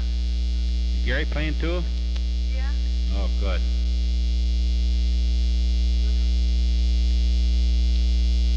Just a minute. I'll call your name back. Here, Elaine's coming back. Hello. Hello, Elaine. No. We have a three-way conversation. Here we go. Hello? Hello. Who's this? This is Lenore. Oh, this is Elaine. Yeah. That's Stuart. Sylvia and artist. Well, he's on the phone down there. Talk a little louder. Hello, artist. Yeah. Merry Christmas. Oh, Dad? Merry Christmas to you, Elaine. Good. Good. Did you have a good trip there? Oh, yes, the weather was fine. We got here in good time. Good. We've got rain. Sure. Oh, you're taping what we're saying also. Yes. Good. We can talk. We can play it back all day. Oh, are you taping yours? Yes. I guess so. The kids are. Oh, well, that's. Auntie Lane, are Ann and Ellen here? Yeah, Ellen? Hello. Hi, Ellen. Ellen, Merry this is- Christmas. Merry Christmas to you. Thank you for what you sent me. Can you wear that? Yeah, I think so. Oh, that's good. I tried it on Lynn, and then I tried it on me, and I figured you could wear it too. So, do the boys' shirts fit? yes, I'm sure they do. I haven't tried them on yet, but I'm sure we held them up, and I'm sure they should. they fit. Same Now, with my nightgown. and Thank you. that little thing for Ann is supposed to be worn over a top, over a blouse. Well, I didn't want you to think I was giving her some sexy little outfit there. I've got the sexy little outfit. I don't need a pair of trousers with mine, though, do I? Do you have one? No, I've seen them, but I haven't gotten one. I like it. Well, I hope it fits you good. Oh, I'm sure it will. I haven't tried it on yet, but Well, I know. I'm sure it will fit. Good. Well, thank you for calling. Well, it's good to talk to you.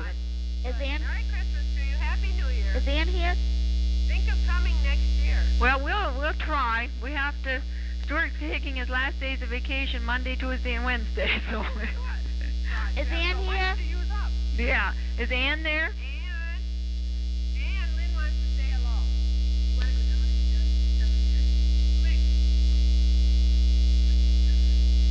Hi.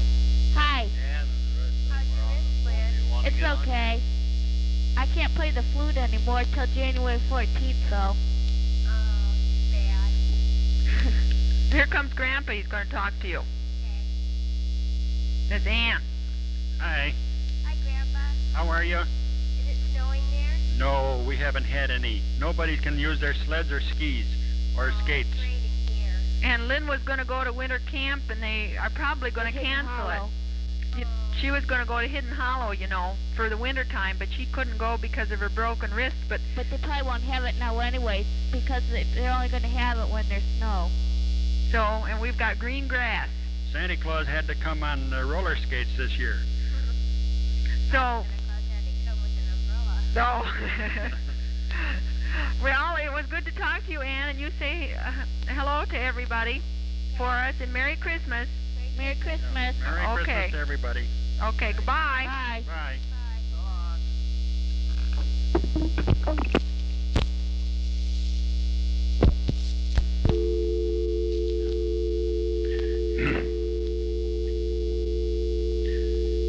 This was December 25th, 1971, Christmas Day, Mansfield to Pacific Palisades.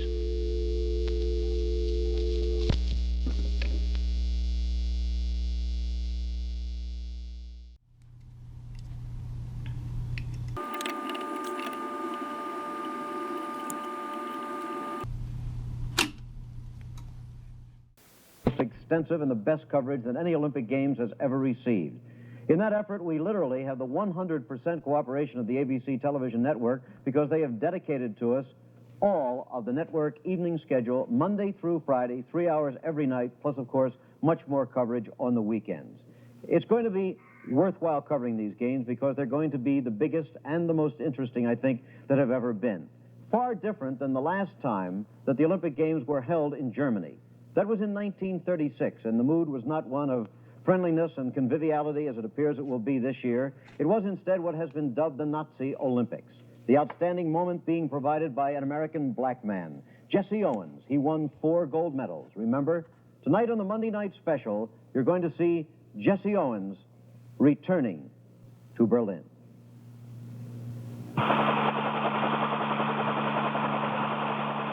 We're flying over the western zone of the city of Berlin. Since 1945, Berlin has been controlled by the 4 powers who fought against Germany during World War II. The United States, Great Britain, France, and the Soviet Union.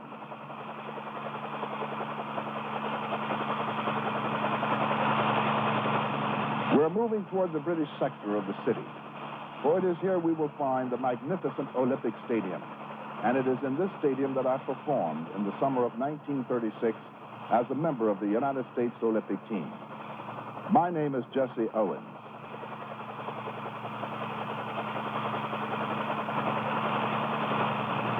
The stadium was built under the personal direction of Chancellor Adolf Hitler. It seats 110,000 people.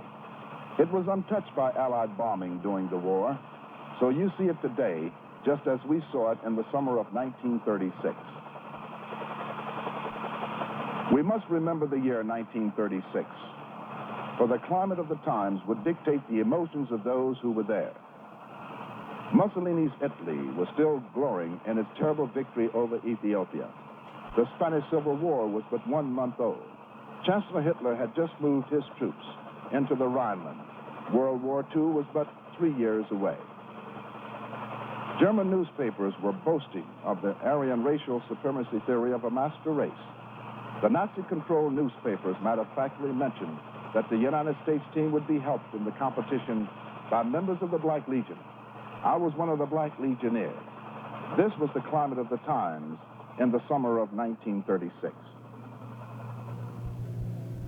Jesse Owens Returns to Berlin is brought to you by Schlitz. When you're out of Schlitz, you're out of beer.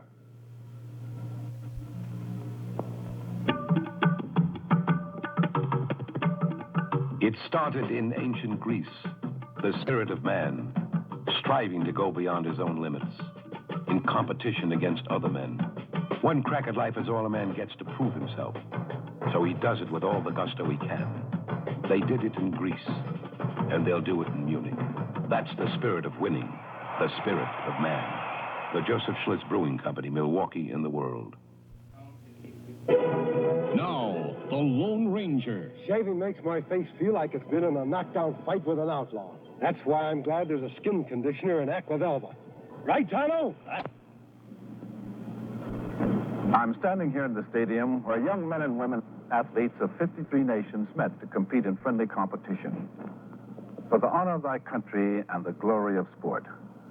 The Olympic oath has a strange sound here today, for this stadium stands in a divided city, in a divided country, in a divided world. We're in the British sector of Berlin. Berlin today is a land island, cut off from the rest of the country by walls, gates, barbed wire, and guns. But here in the stadium, all is peaceful. For the stadium is its own island within the island city of Berlin. And within this arena, time has stood still. Sounds of the past are in the walls, the archways, and the very ground on which I stand. And the sounds are alive today as they were that August day when everything was ready for the start of the games. Never before, and not since, has such a magnificent display unfolded at an Olympiad. It began a little after the noon hour on August the 1st, 1936, in the Lustgarten. It is exactly 12:50 p.m. The Lustgarten was the meeting place for all gigantic Nazi rallies. 3 hours before the games were to officially open, 30,000 young boys of the Hitler Youth Organization massed in the Lustgarten to hear propaganda minister Joseph Goebbels speak of their duties as members of the host nation. Die 4,5 Millionen Stadt Berlin hat sich in Grün und Flaggen geschmückt. The Nazi flag was everywhere. It was not the official emblem of the government as yet.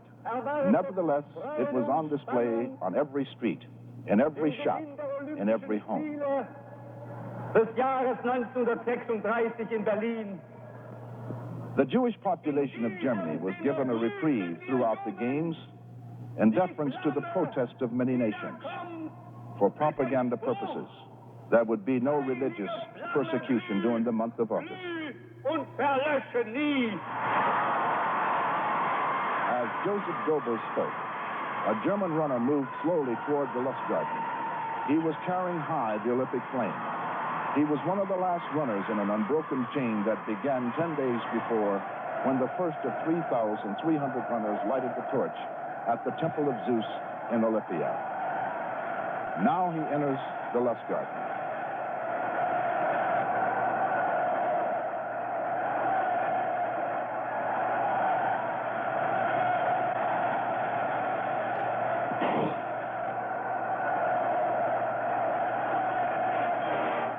The flame will remain at the Lustgarten until the last runner comes to light the torch for the final run to the stadium.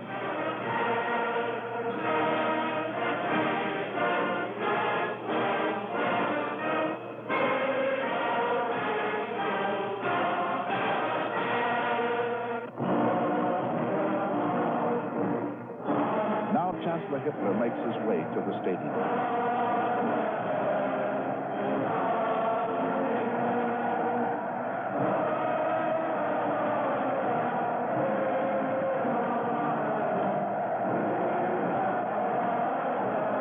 Chancellor rides and moves down the steps of the Marathon Gate past the altar that will hold the Olympic flame.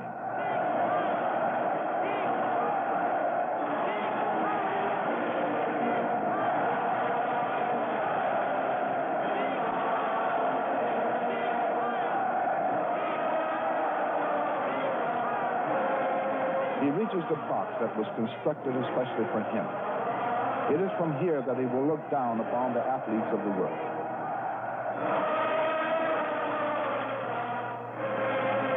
This is Chancellor Hitler's Grecian box, where he sat throughout the games, surrounded by all the names that would soon be known throughout the world.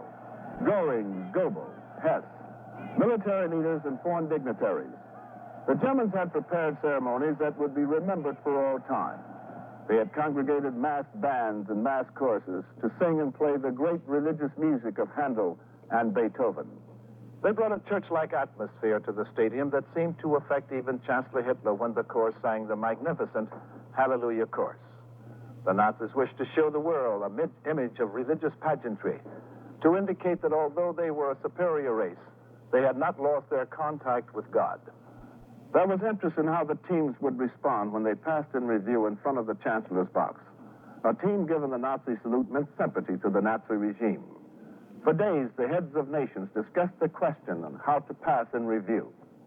It was made more complicated by the fact that the official Olympic salute was very similar to the Nazi salute, depending on the angle from which you happened to be watching. The Olympic salute was a straight arm, shot out to the right, parallel to the ground. The Nazi salute was already well known.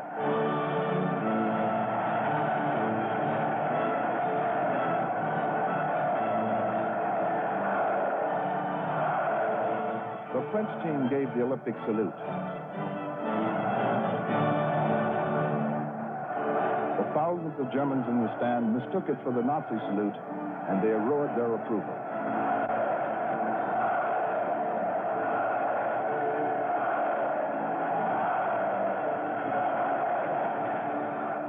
the Italian team passed in review.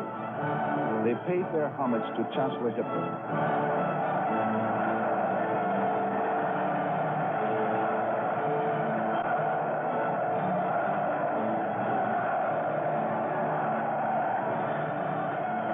The team from Great Britain.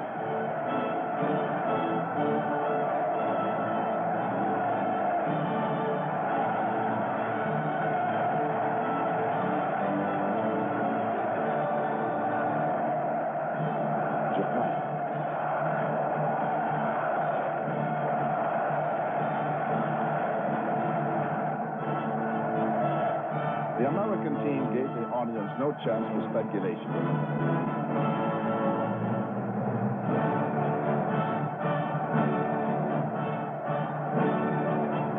We were told to place our hats over our hearts. The crowd did not like it. Every nation dipped its flag to the Fuhrer as it passed the Chancellor's box. Every nation but one. The United States flag has never been dipped.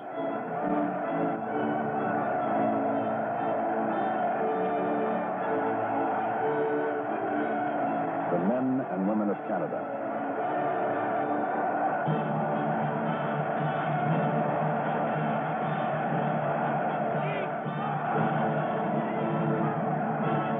This was the supreme moment for Chancellor Hitler.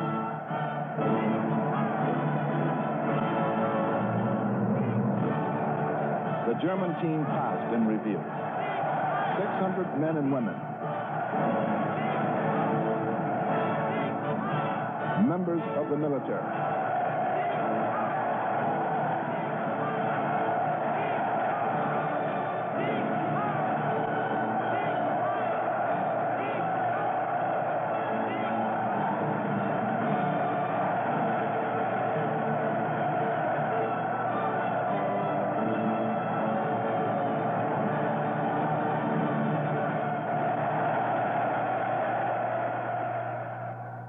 The Chancellor will now formally open the Games. I proclaim open the Olympic Games of Berlin, celebrating the 11th Olympiad of the modern Olympic era.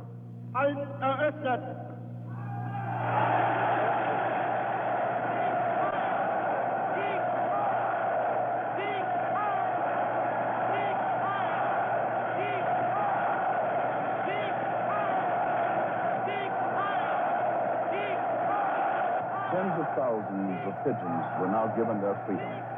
The birds, symbol of peace, would spread their message to the world.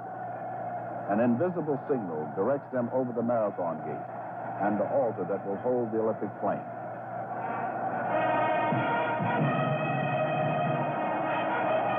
Now the great moment has come. The Olympic flame arrives at the stadium.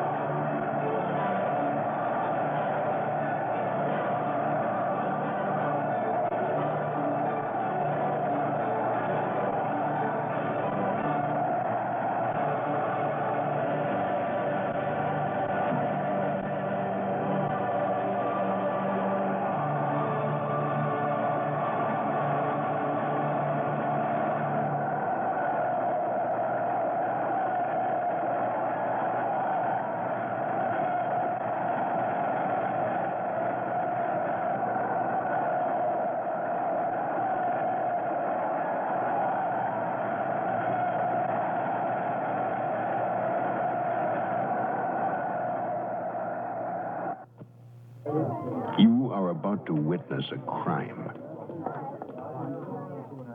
What? The flame has died. We're at the altar where the Olympic flame burned throughout the Berlin Games. I'm standing high above the marathon gate, the spot where the runners began and finished the most grueling of all Olympic events, the 26-mile marathon run. In 1936, the first man to march into the stadium, as he led the parade of nations, was a Greek shepherd, Spiridion Lewis, white-haired and old. Lewis had won the marathon race at the Greek Games in 1896. The course he ran was first run centuries ago in Greece when the Greek warrior Phidippides raced to bring the news from marathons to Athens of a great Greek victory over the Persians. He told the people of Athens, "Rejoice, we conquer." And then he dropped dead of exhaustion.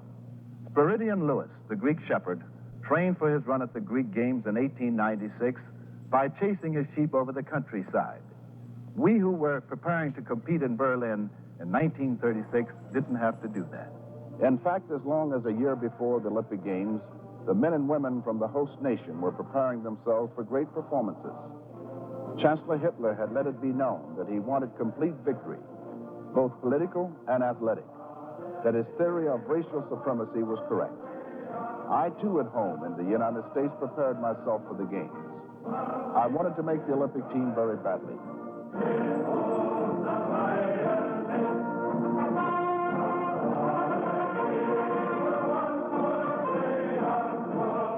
The Nazi clubs, organizations, and youth groups sent forth their best athletes for the trials. They marched and sang wherever they went. We had our final trials in New York. In the 100-meter finals, I was fortunate enough to defeat the greatest sprinters in America. I also won the broad jump in the 200-meter trials. Aboard the ship to Germany, my coach Larry Snyder and I went over the information we had on the sprinters and jumpers from other nations. Who got off his mark quickly? Who had early speed but died in the stretch? Who would finish strong? We did a lot of homework. But now the time had come. It is August 2nd, 1936, and the dramatic opening day ceremonies are over. The actual competition is ready to get underway. The 100-meter qualifying rounds were scheduled for the first day of competition. There were 12 qualifying heats, and the first and second place finishers would enter the quarterfinals, which would be run the same day. The next day, the semifinals and finals would be run. That meant 3 races before the finals. I was scheduled to run the 12th and final qualifying heat. This was a good break. I would be able to watch the styles and performances of the runners I might be facing if I was fortunate enough to get into the finals. In 1936, we didn't know where the competition was. From rumors we heard that the best runners were men like Broschmeyer of Germany, Strandberg of Sweden, Osendorf of Holland, Gribik of South Africa, and Yoshioka of Japan. I remember watching all 11 heats leading up to the time that I would take my mark. I would practice my starts, trying to get the rhythm of the German starter. Off the Twitzer. Fertig. Then the gun. Auf die Plätze. Fertig.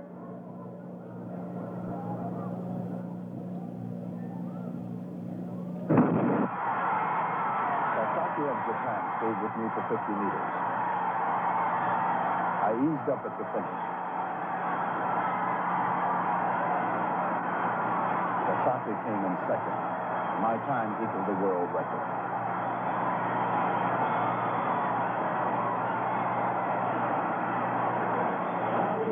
In the quarterfinals, I would face Yoshioka, the Japanese sensation of the 1932 Olympics.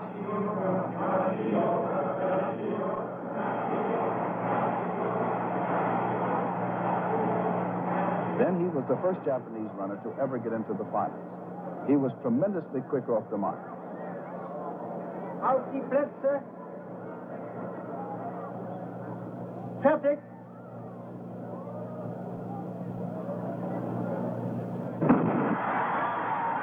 Yoshioka stayed even for 50 meters.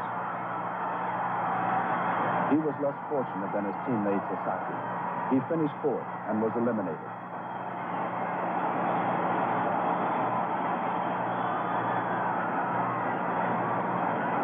This was perhaps a perfect race for me. I broke the existing world and Olympic record.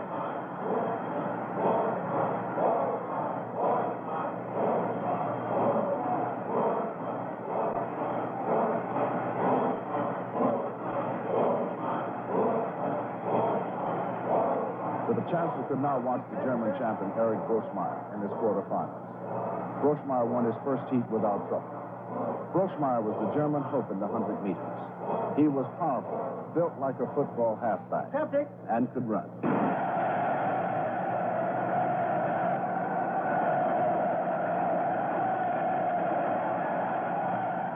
Grossmeyer wins, followed by Sweeney of Great Britain and McPhee of Canada. The quarterfinals were now over. The picture was now clear. Grossmeyer, Strandberg of Sweden, and my teammate Ralph Metcalf. All four of us had won our first two races.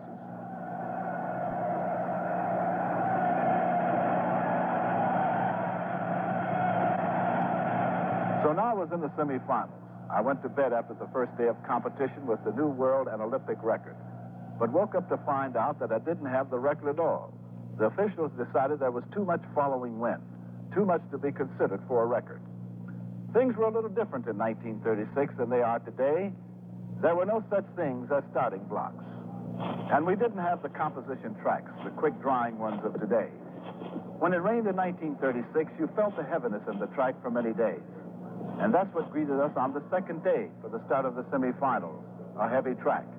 For it rained the day before, and now it was drizzling.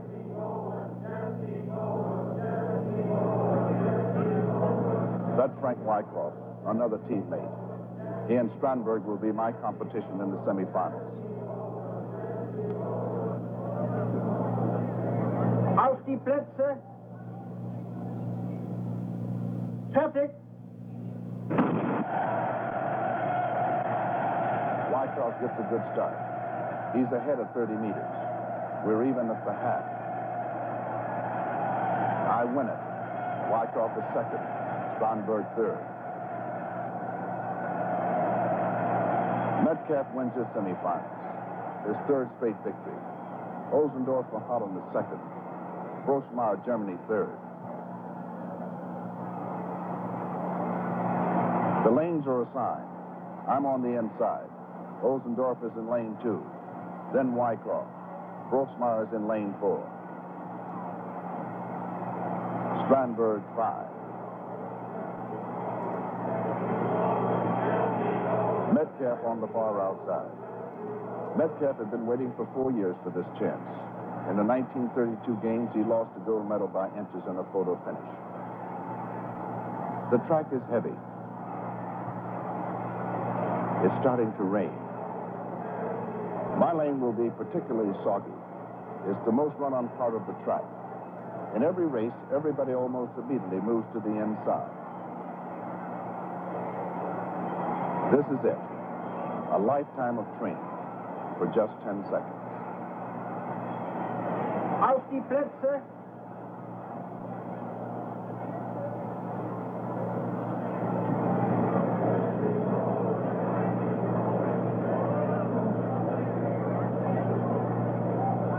Strandberg. Wyckoff. Metcalf. Grossmeyer.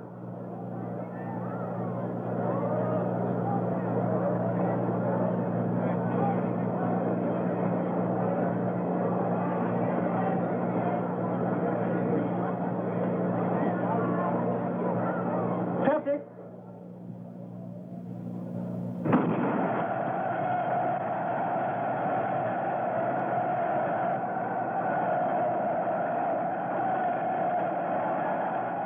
Beat Metcalf by a yard. Osendorf third. Wyckoff fourth. Grossmeyer fifth. Strandberg sixth.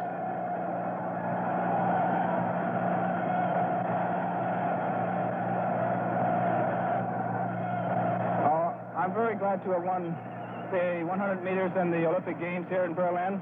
A very beautiful place and a very beautiful setting. The competition was grand, and we're very glad to come out on top. Thank you very kindly.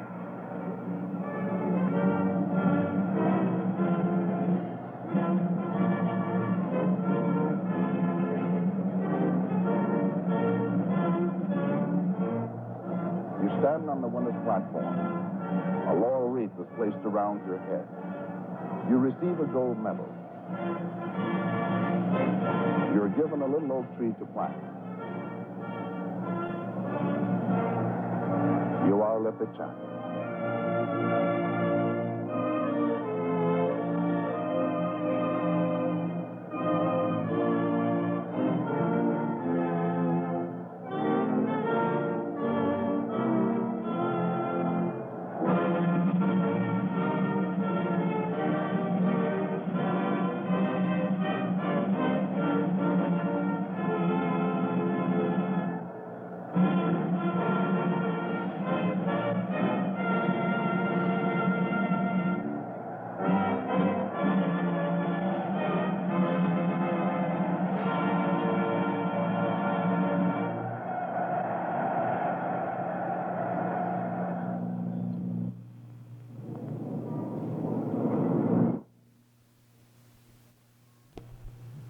We pause now for station identification.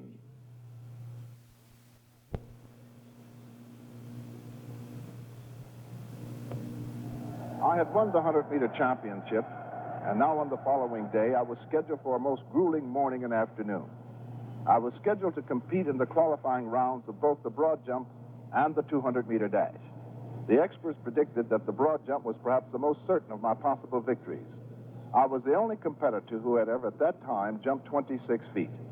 But in the morning qualifying rounds, I experienced the most harrowing moments of my career.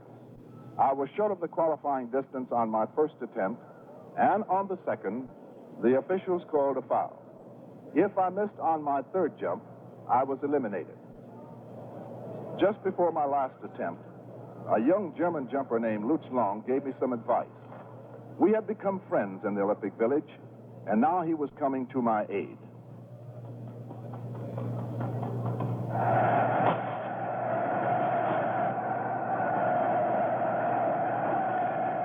It was good enough to qualify.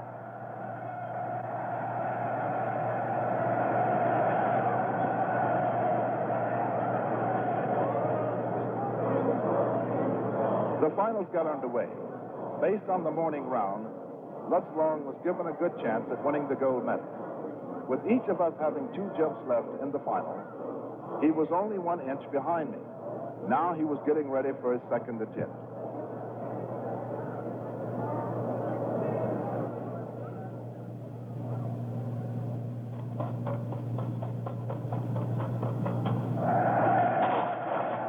It was a magnificent effort.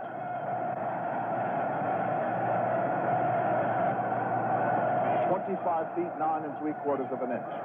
Incredible as it may seem when you're dealing in fractions of inches, it was the exact distance I jumped on my first try. We are now tied.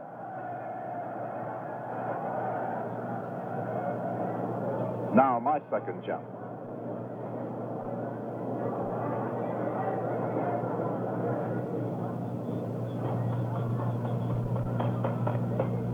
Again, I hit perfectly. 26 feet, 1/2 inch. I was ahead by a little more than 2 inches.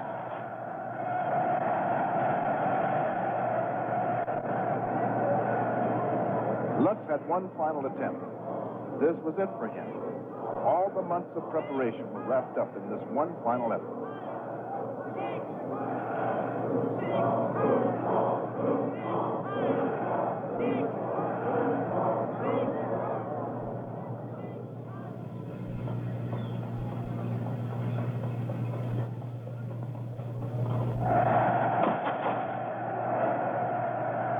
Fate was against him. He looked up from the pit to see the red flag waving. He had fouled. I had won.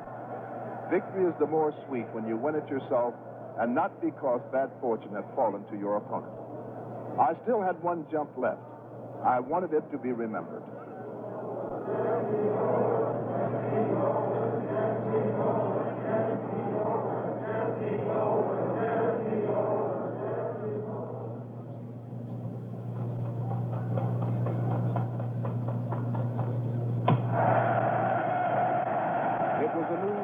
Record. 26 feet, 5 1/3 inches. The first one to greet me was Lutz Long, an athlete of special courage. He put his arms around me, and we walked down the broad jump runway directly in front of Chancellor Hitler's box. And now, these many years later, time again has stood still. Lutz Long is dead. He was killed during World War II. But I saw him again, incredibly in the figure of his son, Kai, who came from his home in Hamburg to greet me at the Olympic Stadium. We had been corresponding for many years, and now we would meet. Kai, you probably don't know it, but your father was greatly responsible for my winning the broad jump in 1936. Well, Jesse, you've been a very important part of my life, and I've very often seen pictures from you and the photograph of my father. Please tell me about this competition here in the stadium, because I have my father only seen for 3 times.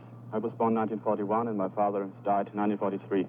Well, it all happened on the other side of the field here, where we had the preliminaries for the running broad jump. And on the first 2 jumps, I fouled on one and didn't go far enough on the other. And your father came to my assistance, and he helped me measure a foot back of the takeoff board, and he held the tape until I measured a foot back as far as my takeoff was concerned.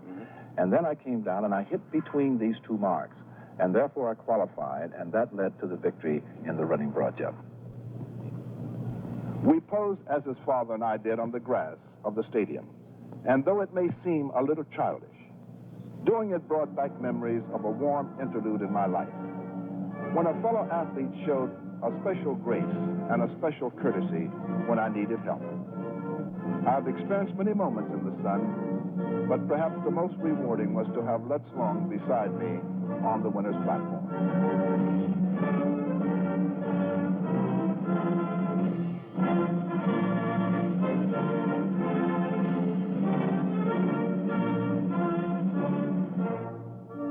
The winner's platform is directly in front of Chancellor Hitler's box.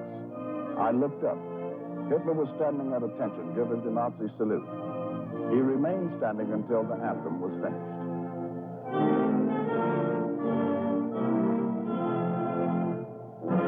A laurel wreath is placed around your head. You receive a gold medal. You're given a little oak tree to plant. You are Olympic champion.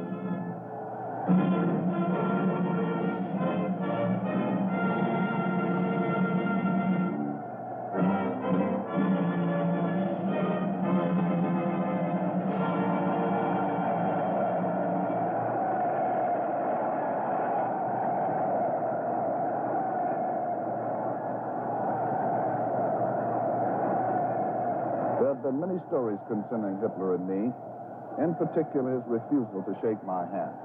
The story is true. We never did meet. However, the real snub to an American Negro athlete took place on the first day of competition. That day, 4 gold medal winners were crowned. 2 Germans, 1 Finnish runner, and Cornelius Johnson from the United States. Johnson is a Negro. Hitler personally congratulated the 2 Germans and the Finns in his box. Just as Cornelius Johnson was to receive his gold medal, Hitler left the stadium. There was no question of his intent. The next day, the Olympic Committee reprimanded Hitler for his discourtesy. They told him that he would greet all the winners or greet no one. He complied with the request. After the opening day, he officially greeted no one, although there was much evidence that he privately congratulated every German winner in person. There is no question that my victories and those of other Negro athletes helped him make his decision. Let it be said that we lost no sleep over not being greeted by Adolf Hitler. But now we're getting ready for the 200 meters. In the 200, as in the 100 meters, I would have to run 3 races before reaching the finals. I'm walking across the infield toward the starting line of the 200-meter dash. The route around the track would take us around the curve in front of the Olympic flame, then into the straightaway for the final run to the tape. You stay in your own lane throughout the race. Since the track is measured from the inside, the men in lane 2, 3, 4, 5, and 6 would be running a longer distance if they didn't compensate for the extra yardage by having the outside runners start further down the track in staggered starts. I won my preliminary heat in world record time, and I tied the mark in winning the quarterfinals the next day. My teammate, Mike Robinson, won his semifinals in the same world record time. I won my semifinals in a time that was 0.2 of a second slower than Robinson's, so I knew that I was in for a real fight. Robinson, by the way, is the older brother of Jackie Robinson, the great ball player of Brooklyn Dodger fame. Now, because of the staggered lanes, I'd hoped that I would select either lane 3 or 4. For because of the staggered lanes, 3 and 4 give you the best view of the race. The runners in the outside lane gives you a guide as to whether you're gaining or not. And you can sneak a look or two to make sure the inside men are not trying to steal the race. Plus the fact the inside lanes are pretty chalked up. The spikes of hundreds of runners have already been over that part of the track. Mike Robinson was assigned lane 4.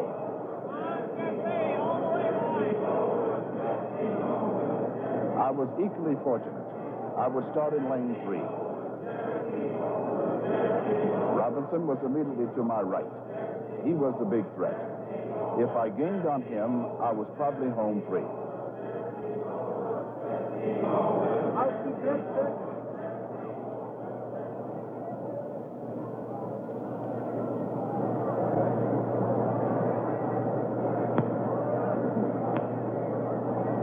Celtic.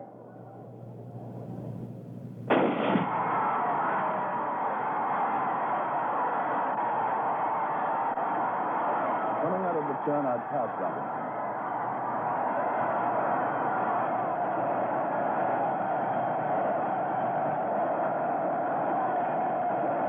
I was timed in a new world and Olympic record, 20.7. Mike Robinson was second, and Osendorf of Holland third.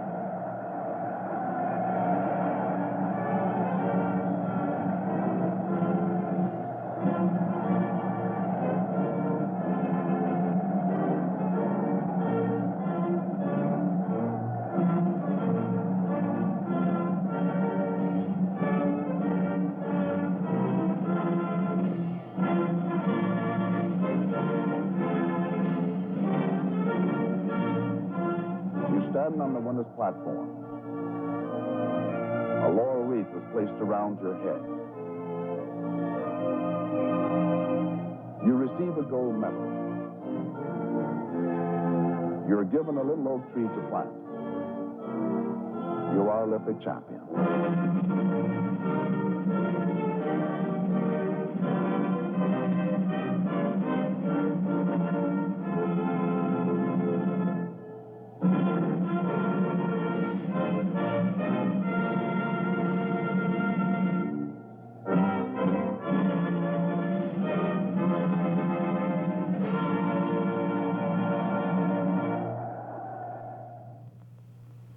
Ansel Adams, conservationist, outdoorsman, considered the nation's finest nature photographer.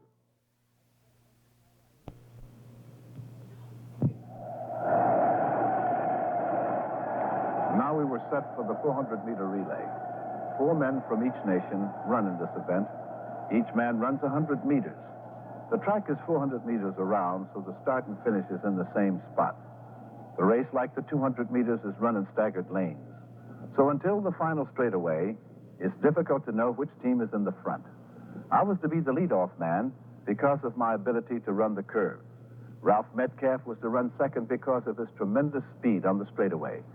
Floyd Draper was to run third because he was probably the finest in the world around the turn. And Frank Wyckoff would be the anchorman down the final straightaway. Celtic. In the qualifying heats, we soon found out that winning the finals would be no walkover. We won our heat. But the teams from Italy, Holland, and in particular the 4-man squad from Germany showed great speed and magnificent teamwork. The Nazi leaders were out in full force for this one. This put a real scare into our team. They weren't coming to see their men lose. There were rumors all over the place. The most fearful one was that both the Germans and Hollanders had broken the Olympic record in secret track procession. This was head-to-head, and we all knew it. I would lead off. Make it forward, Jesse. Auf die Plätze. Celtic.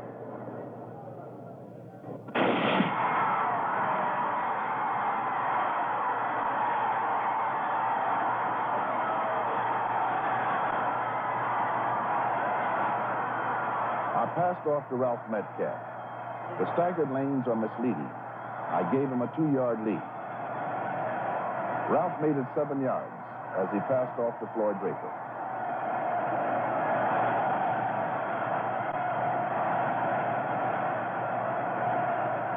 Now Wyckoff for the final run home.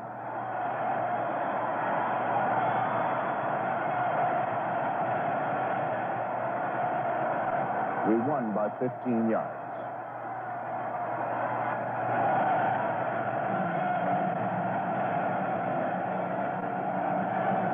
We stood on the winner's platform. My teammates wanted me to stand on the top step of the platform. But I'd been there 3 times before. I asked Ralph Metcalf to stand on the highest step. It was only right. Twice in 4 years, he had missed winning a gold medal in the 100 meters just by inches. We stand on the winner's platform. Laurel wreaths are placed around our heads. We are given gold medals. We're given little oak trees to plant. We are Olympic champions. Still to come were the magnificent closing ceremony.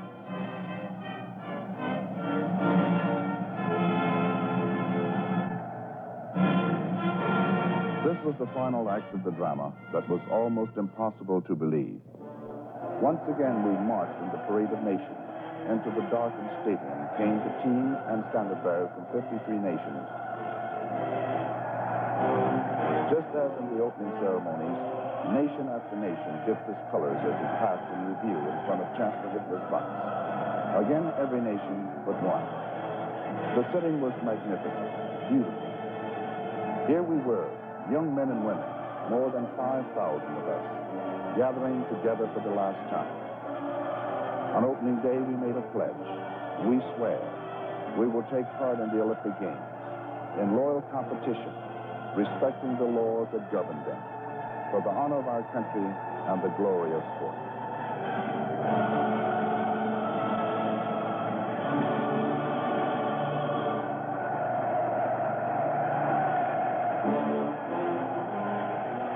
Now the trumpet sounded for the last time throughout the stadium. And the moments we hoped would never come were slowly approaching.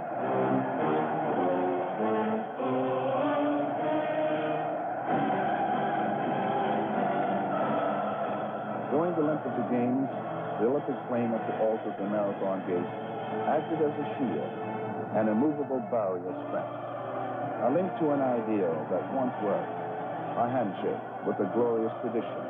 As we stood and watched the final moments of this drama, the Olympic flame flickering, there was not one among us who was not weeping.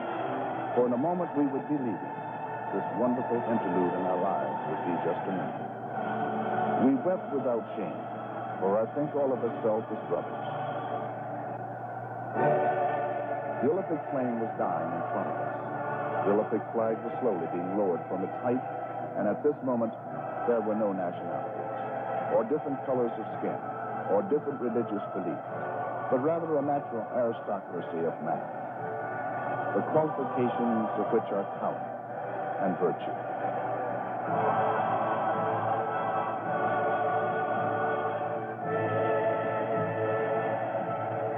And then we heard the words, our proclaimed closing of the Olympic Games of 1936, and in accordance with tradition, call upon the youth of the world to assemble once more in 4 years in the city of Tokyo, there to celebrate the games of the 12th Olympiad of the modern Olympic era.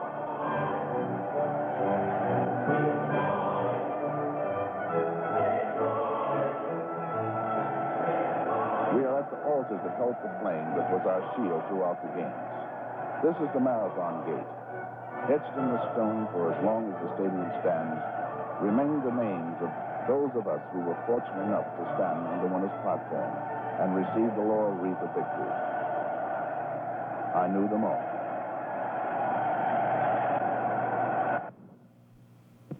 Jockey Norman Kerr is about to shave, but before he does, he's got a hard workout to ride.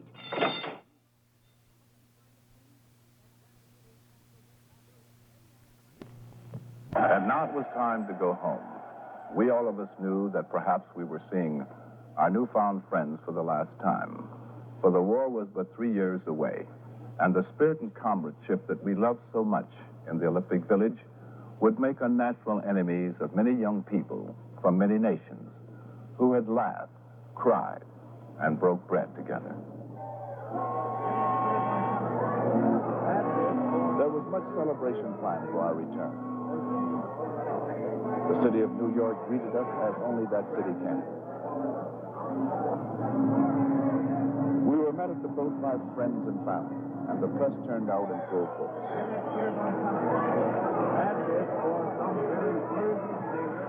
We thought we had reached the heights in Berlin, but the thrilling moments were not over.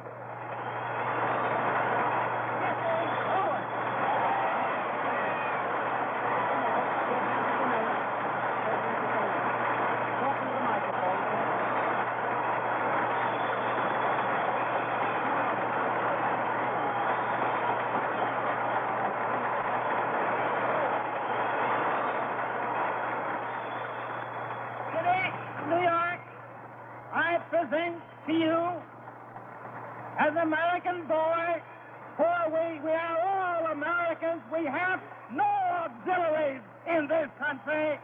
The medal which you so justly deserve.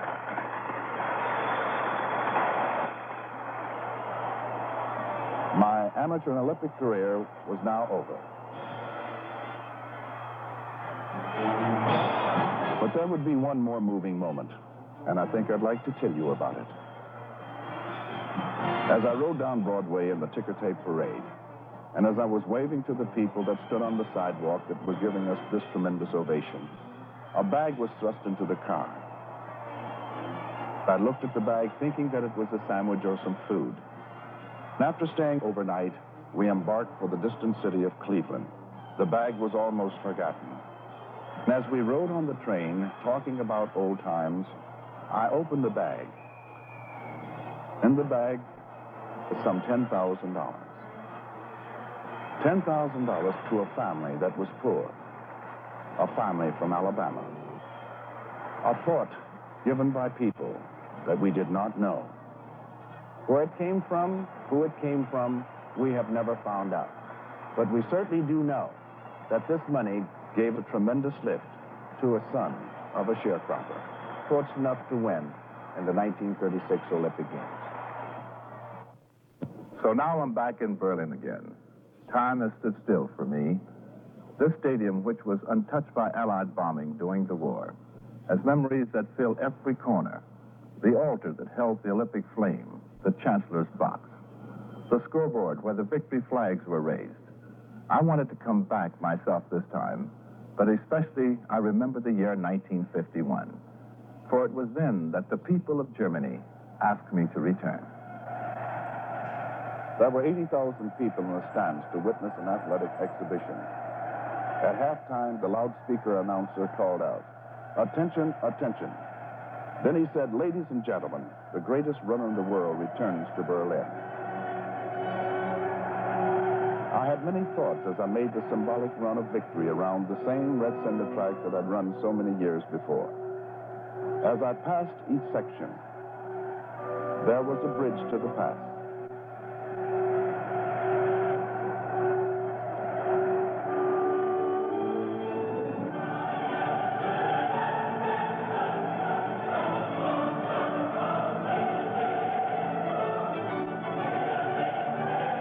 I passed the platform of champions, where 4 times I stood to receive the gold medal.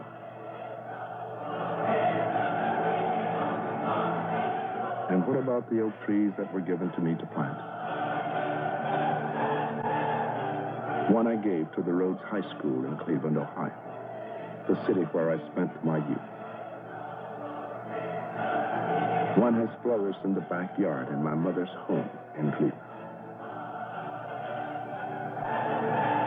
And one stands among the cherished mementos on All-American Row at Ohio State University, where I spent my college days. And the fourth one, unfortunately, has died. Now the run was finished. I looked into the stands and everyone was on their feet. Finally, the mayor of West Berlin greeted me.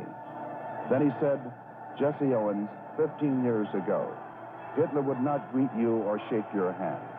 I will try to make it for today by taking both of them. He grabbed both hands with much warmth and embraced me. The crowd came forth with a tremendous roar, and the cheers are with me today.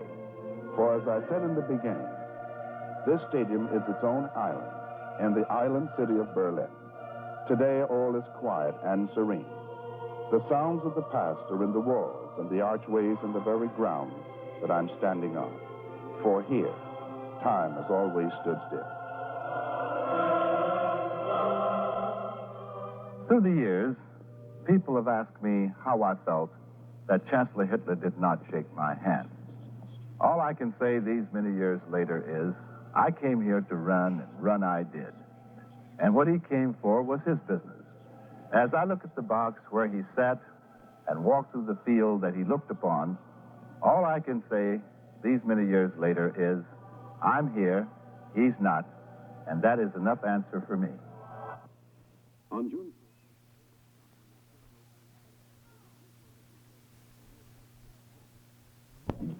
Jesse Owens Returns to Berlin was brought to you by Datsun, who can help you do it.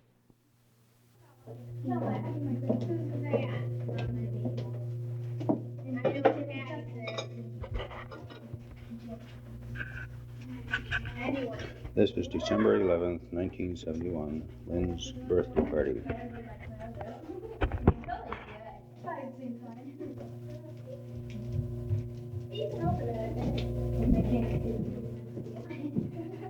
Can't open it. The president's table. And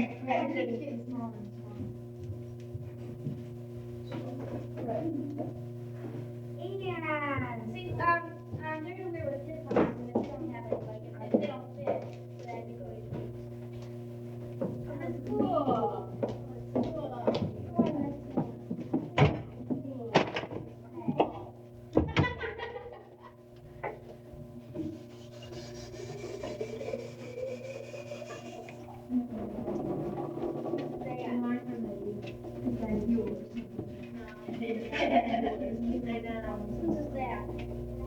No, no.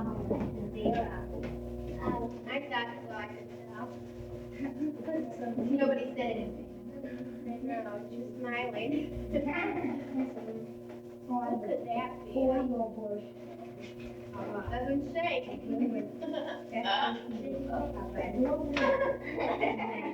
Shake the face. Giant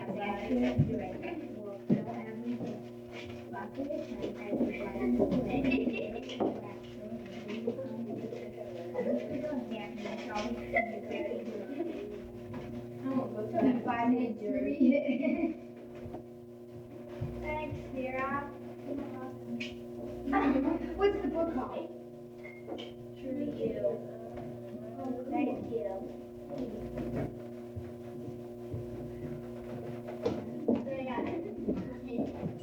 Is someone writing for me?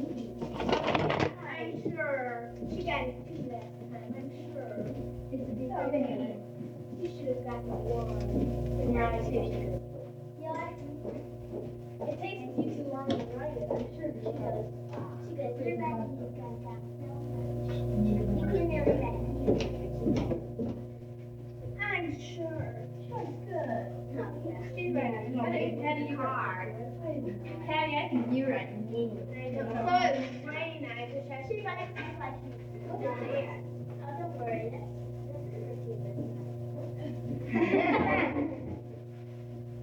Brenda. I need to take something down on my Alright. You're welcome. You're welcome. Swear. No robot has a friend. It's still living from the letters from the Woodland Lawn page. Yeah. The Woodland. I don't have nice things about it. You got the view afterwards. Yeah, that's what you like, Patty, too. Yeah, that was kind of good. Just like it up. Oh, look at that. Look at that. I know it, you know. I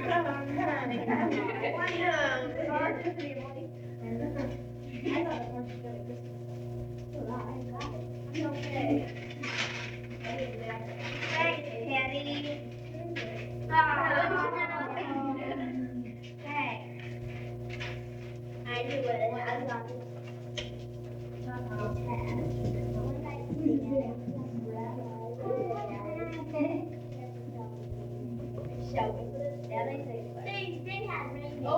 That's not good. Yeah, I know. It's gonna be funny last night. That's funny. I would love this morning. Did you see Brady Bunch? I know. Anybody can get so excited about Brady Bunch. That was really cool, man. Cool. How's that, Shelly? It's a snap box. You open it and it snaps back. Oh, I didn't look like that. No, I didn't. Oh, that's cool. There you go. Open Lisa. No. Yeah, Lisa. I read it's kind of weird. You can kind of guess better than I know. How come you can do that?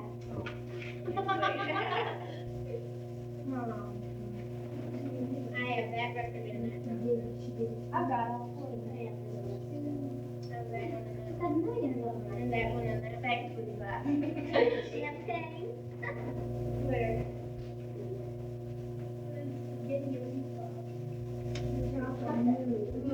Oh, that's just chocolate pudding. French is chocolate. How are you doing?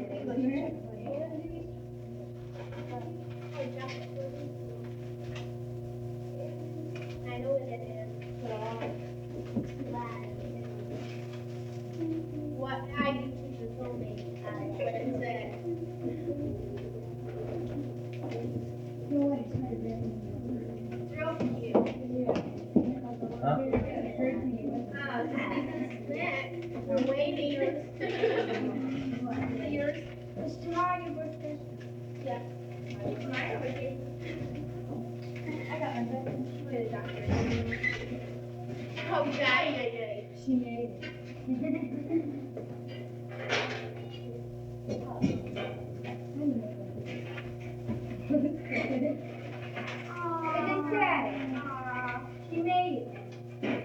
You're a good artist. Where does it say? That's the sign.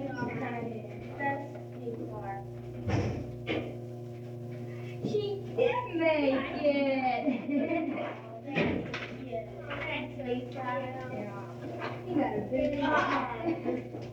like the fun, bursting with brains.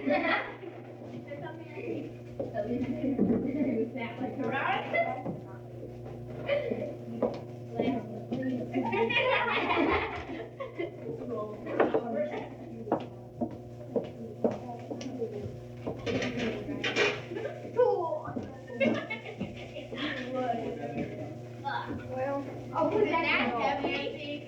Yes, please. Me? Where did you get that? I just saw the card. What card?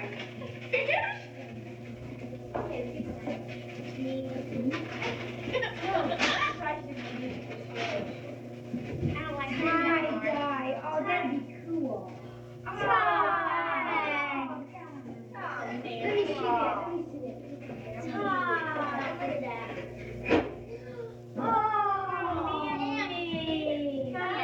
Cool. My mom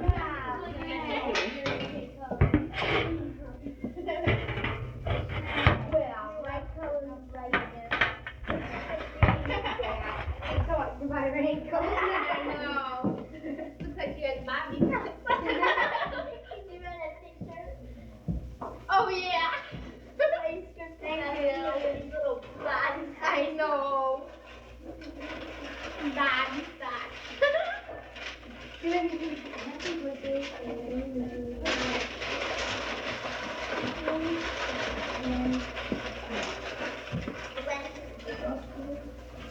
That's my happy Love your friend, love your friend. Love your friend, and darling. I like one. I think I'm going to play that. A lot of it smells good. After you have it on now. Get up, you should bring it over. You got it. Yeah, we're going to now.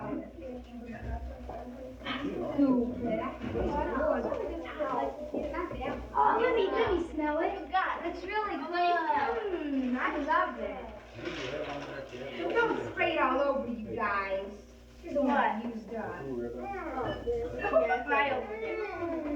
Oh, why do I have to sit in the center of all that junk? Hi, Christy. Would someone lift that? Ow, you got a fire. Yeah. You got a rocky hand.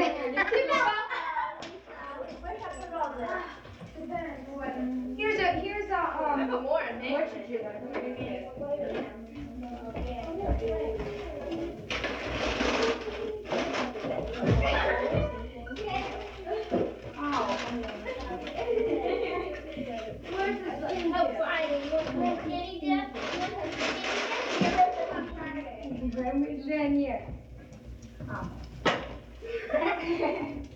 Good catch.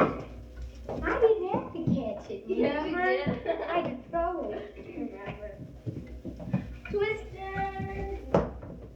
You guys want to play it? You guys want to play it? Whatever suits you then.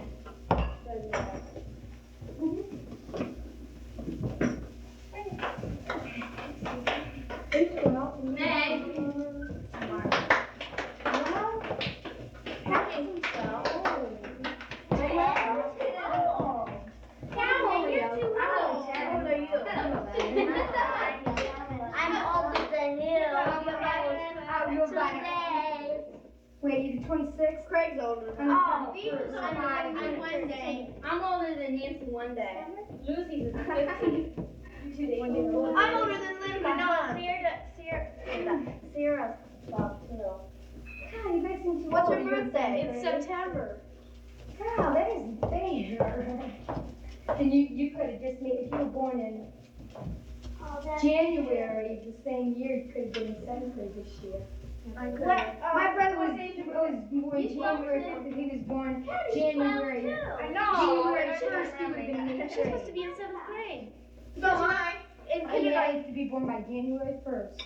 Because my brother was born January 5th, and he's in 7th, and he's 3rd. Well, he's going to be in kindergarten, you have to be 5 by October 1st. Yeah, and so if she was 5, then she'd be in 7th grade now because she's ahead of us. Yeah, well, same with my brother. My brother would be in 8th grade because he was born January 5th, 1st grade. He just missed it. Bridget? No, she isn't. She's 6. I'm supposed to be in 6. I know, but she was 6 after the deadline. I know. She could have taken a test though. See, my brother just missed it too because he could be in 8th grade. My sister didn't even go to kindergarten. When did you wear your keys? When is she so dumb?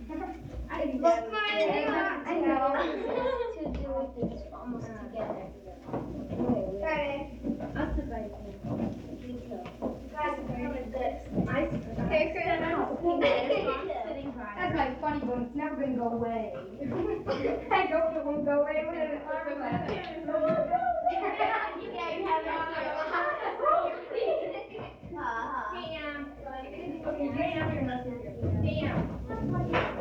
Hi, Friday. What do you say? Friday. Friday. Come.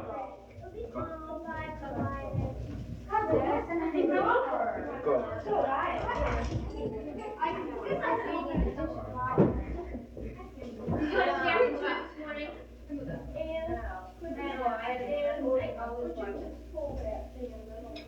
Mom wanted to eat chip, you know.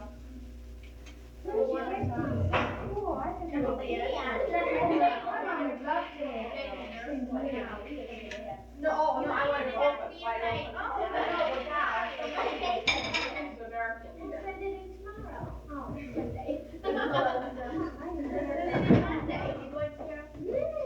I got my bed before. My bed didn't go away.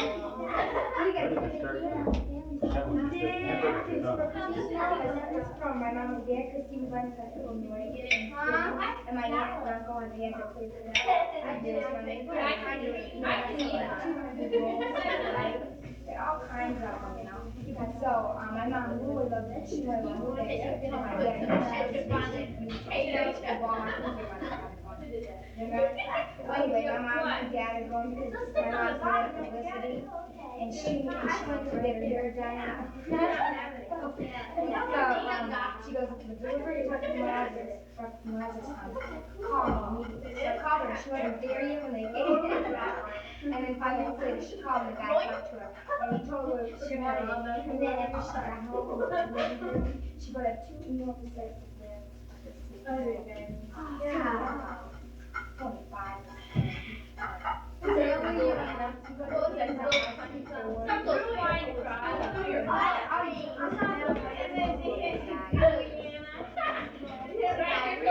She got so mad at you. Last night we took the bed apart and there were 2 mattresses on the floor. I had to sleep like I had to sleep on the floor. Yes, I know, Ricky, it looks so funny. It sounds so low. My brother came. My mom one of us. Of course, the bed we've had for 15 years ever since they got married. Yeah, the frame. Yeah, this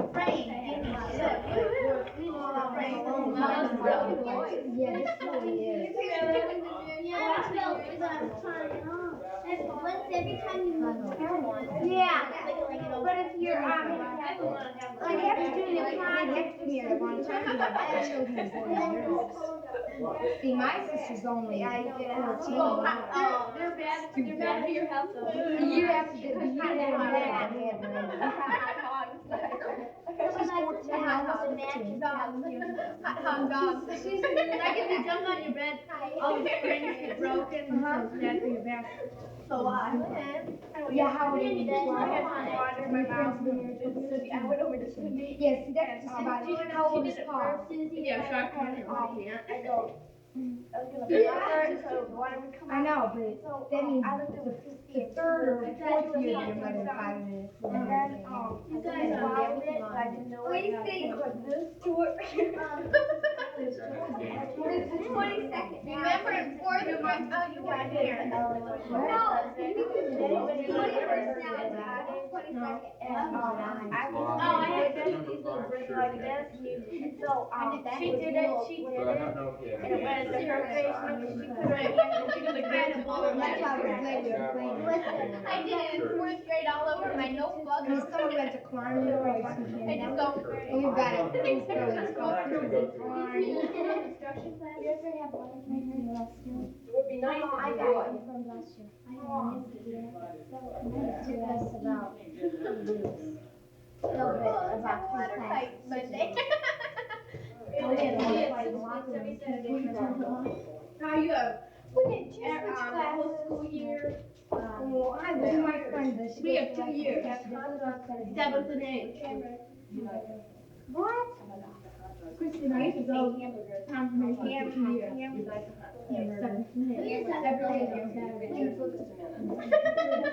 Are you already at 9:30? That was this morning.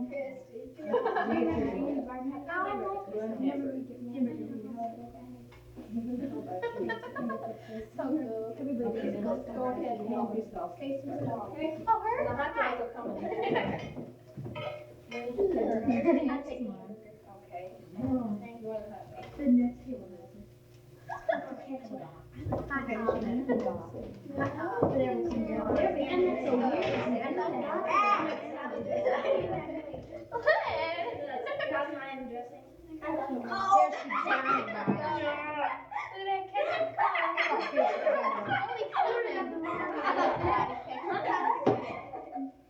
There you go. I love a lot of ketchup. Yeah. Hold on. You should see how much I can get with our homemade tray.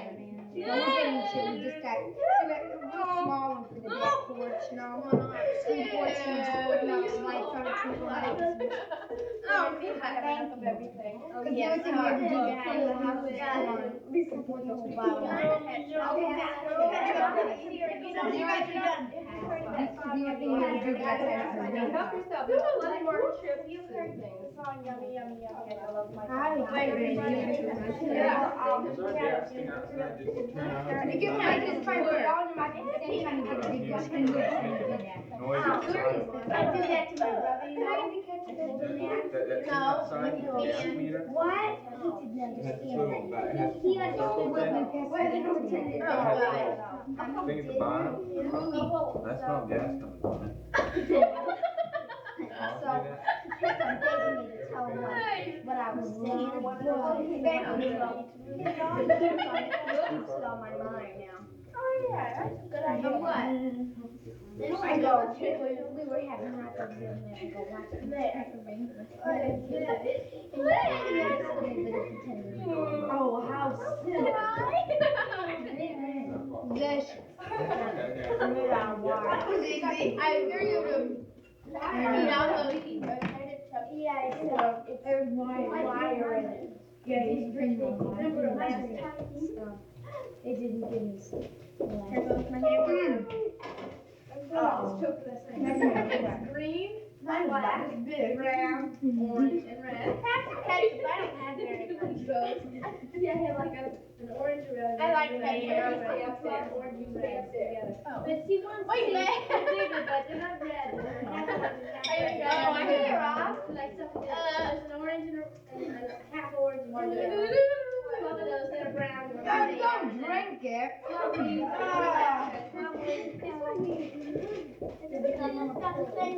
never make them anymore. What is that? Is it this one? This one is like orange and chocolate. I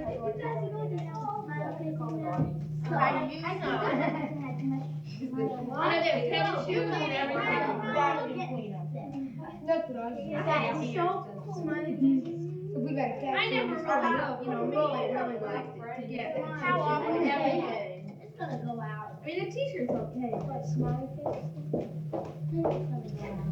And peanuts. Oh. When anybody's ready for second, I think my Patty has her meat, though. Yeah, rubber beans. Oh. It's up there. No, in the garage are your bicycle. In the car. I've got some. Every time it comes up, when's that music coming on? Your house. Up there. Andy.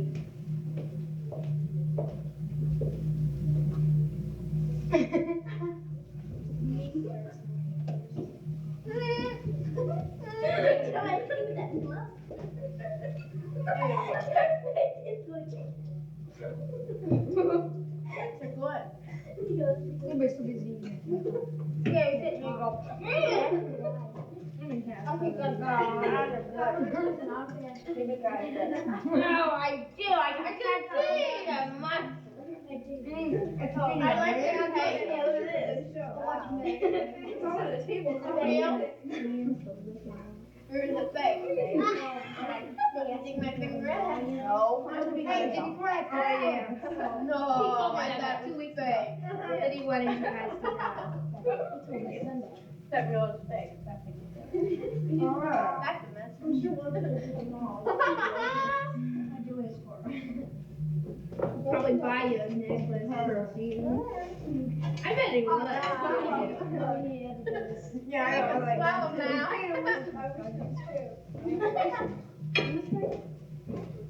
Christmas present. You won't come through. As you told us. I have a... Oh, biscuit. Oh,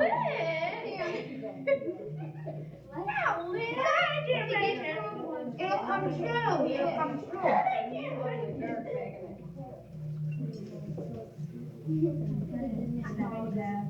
Look, make a wish. Now make a wish. Make a wish. What? I can't hide it. If you can get a folded potato chip, put it all around without cracking it, and make a wish. No, I can't. I thought it was if you could break it. Right in the middle. Take a folded potato 1 second, fold it over. Anybody ready? My dad? If you could, yeah. And you can put it in your mouth all at the same time without you make a wish and it comes true. Maybe. Oh! I know. Oh! It makes me like that. Make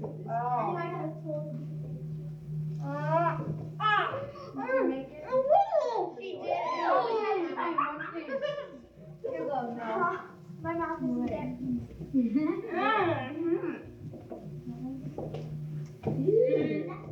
I wish I got this in my mouth. Sideways. This is an easy one. I know you got a big nose one too. Mine too. I got a good one. That would be impossible.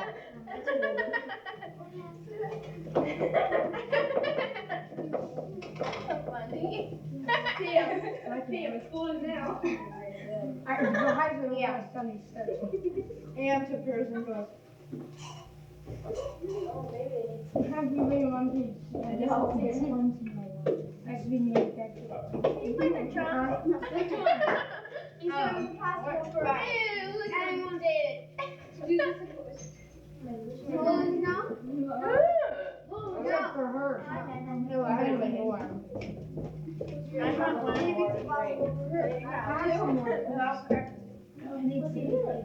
Oh, well, go. No.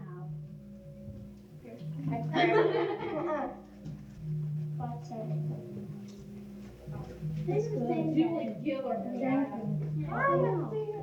know why? Joe that's what did it. Well,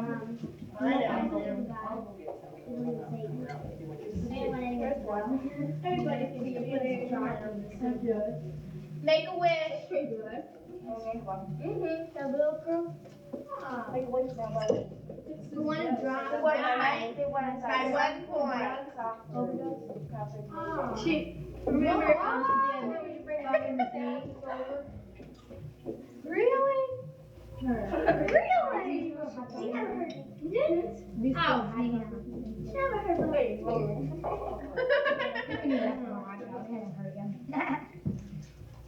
No, me. No, That's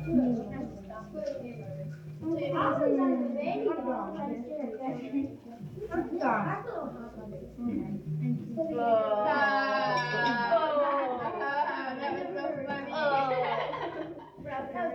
funny. She never heard You don't recognize the name, but you recognize the song.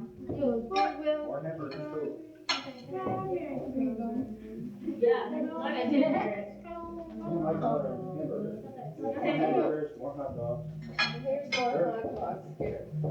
We just split I don't know the names of it.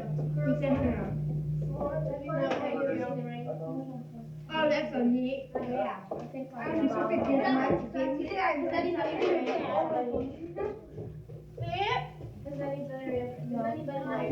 anybody really know what time it is? No, because I never heard it. You never heard it was black yesterday at this time.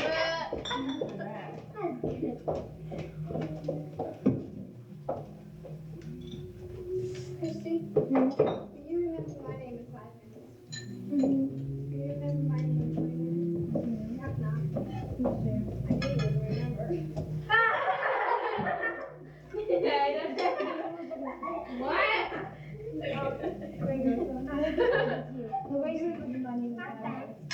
Yeah, 20, yeah. Hi, Ann. Hi, Ann. Take off who's there for me.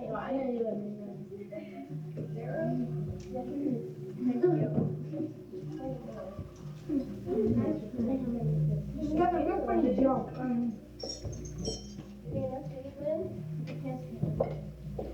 Yeah, you girl, there was, ketchup was going to be shared at this table.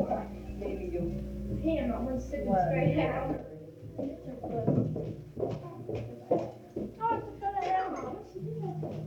I love it.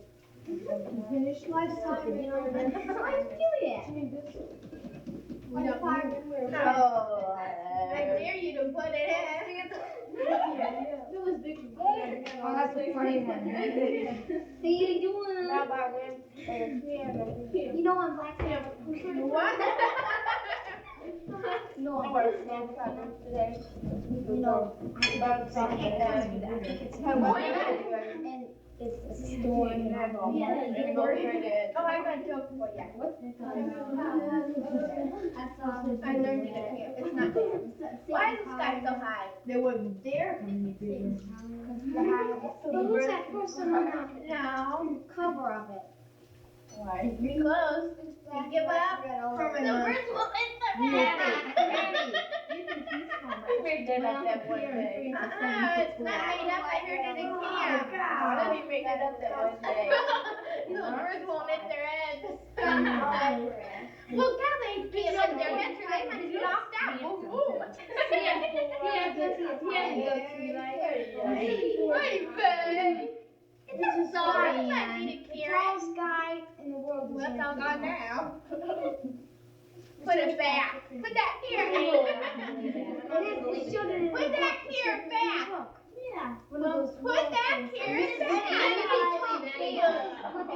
has a picture of it. Pants. 10 feet tall? 9 feet. I'm sure. Is that the Ohio State There is. He was in the Ohio State fair. He was. 6-inch man? No, there was a 9-inch. No, he was 8, 9, 8, 11. Well, I remember that. Except he didn't stand up. And then at the Ohio State Fair, did you see the gorilla lady? Gorilla? lady in the world before. Oh, the gorilla. I don't know what it was.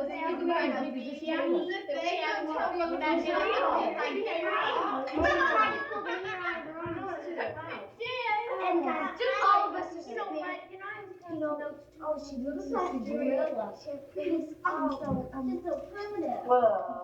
And then I showed pictures of her when she was a baby and when she was a little girl. I think that was I got in trouble. Oh, and then there's this one up to him. I threw it at the door. You can figure it on there. Well, and then we never go.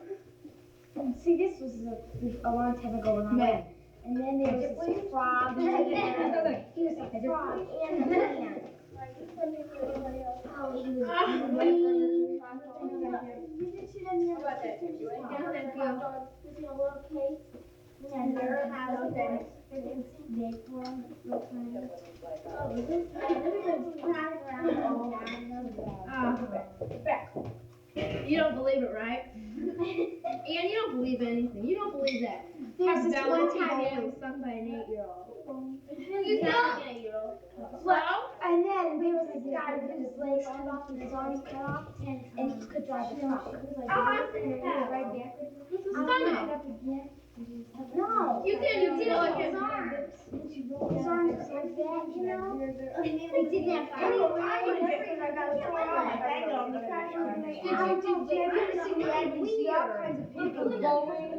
When he goes up and does a real good ball, and another lady comes up and goes like this. Yeah, so she goes, oh, like this.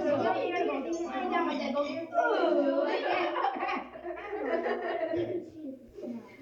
goes, just like that for the court. He was in there, he cried. And then there's this another real big lady. When I went to look and she goes, then she falls. George John. Anyway,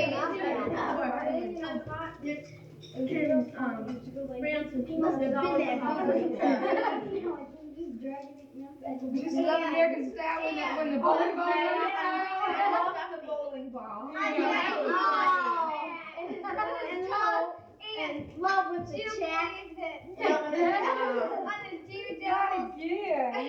On the deer devil, Smee lays down. There's no springs or anything, but he puts a board over his stomach, and the truck runs over him. Do you believe that? And he's still alive. It's possible. It's true. I saw it. What? Yes, they are. Yes, they are. You die.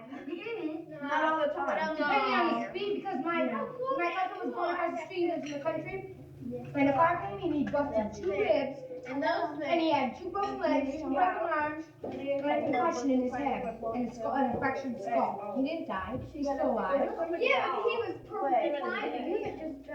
He laid down. Well, he had a board on it, my cousin did. Oh, yeah, I mean, down one day. Man, what questions did What? What's the deal? These car riders. Oh, I hate that. No, she just goes on my name. And then on TV, there's two devils and they go and they jump so fast. They do it down at the fairgrounds too. No, it's neither. They have to ask everyone. Nobody needs to. I like Wild Rules of Sports. Oh, yeah. You got the best. Have you ever seen those water ski They turn around and go. and they can ski on one foot the other foot in the air? Little red things were there. Red and green. On my birthday, I had we had hot dogs and a whole bunch of food. And I don't know. And I almost pooped on the way. We went to the bathroom and the lights were off and everything, and I peed almost right in the middle of the floor. And these little chunks of hot dogs. No, yeah. Little chunks of hot dogs.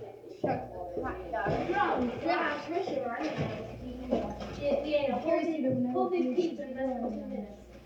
You are going to see someone. Now this girl is straight in the night in our house. She threw up during the night. Some alcohol right all over me.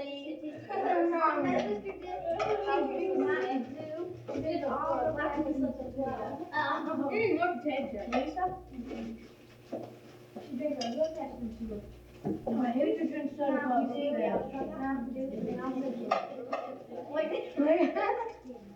Oh, right.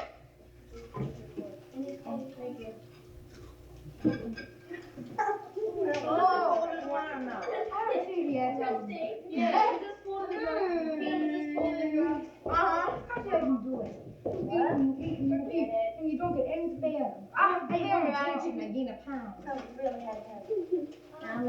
Now they're about 100 pounds. even if they're poor, just couldn't bring it. Now you guys left me alone. Thanks. Yeah, here's one. Look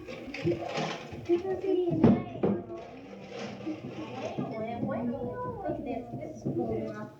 I've been eating my M&M's. Oh, wow, M&M's. I'm eating too. See your eyes upside down. Hi. And then I don't know. I don't even know what. That wish was good. My mother running eyes on them. They didn't have Hey, May. it almost like you put it back.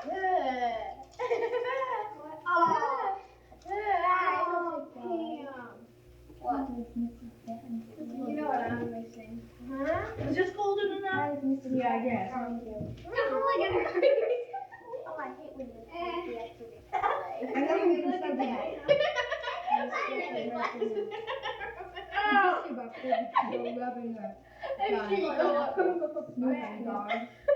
Yes, I dare you.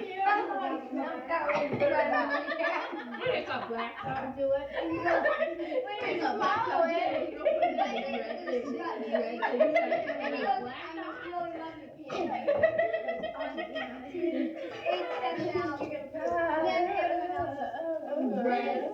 My stomach. Well, God. Go up. And you look at me and you go like that, and then it goes, boy, I didn't listen to it. Especially when you go skating, ice skating. Yes, everything. Yes, so much. If you don't pick out a house, it comes out of your nose. I know, and then you go, oh, I can't wait. Yeah, that's good. Especially when I get dressed at home, just that you have to wear tights and Look, I then did you have to go back I'll and show you have to that I'm going to potatoes in your dish.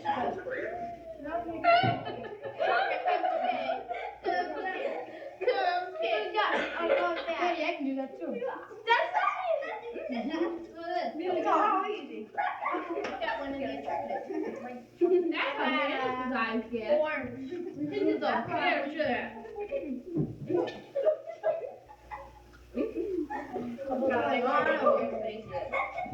I can have it. I mean, easy. No, I think it's that. What?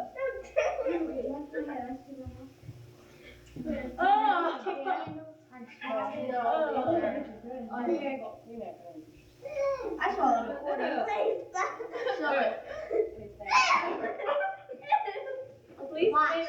Show it. Put it in the other way. Yeah. Put it in this way. Oh. Gross. Sam. Raina. I'll put it in your eyeball. Please, Mother. Ian.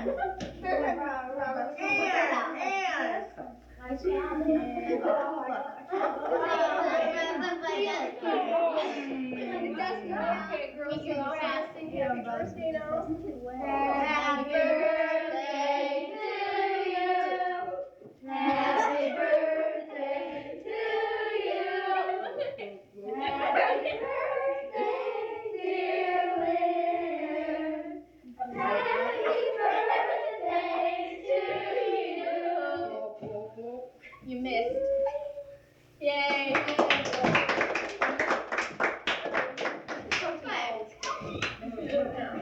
Everybody to play video to see her. Come on, everybody play.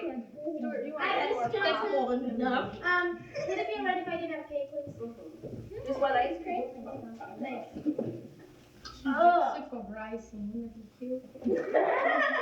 Like, she doesn't like ice? Oh.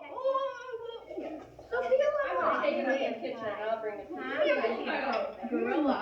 what's inside? Little lady. I don't want to see. I want to know right now. Oh, just see him. Can't you just see him? Poison. You guys, if you could, the little hole, if you could right into a relish, please, with your fingers. What? Into a oh, yeah. Yummy top of the table. And my dad just got a new car. Oh, I can't tell this. Everybody to lose your appetite. I'm gonna read your. Go on. Sarah. Come on. I'm gonna read your book tomorrow. We were about to I have to read mine yet. I got real sick. I'm not sure to be at school Wednesday. My baby goes out.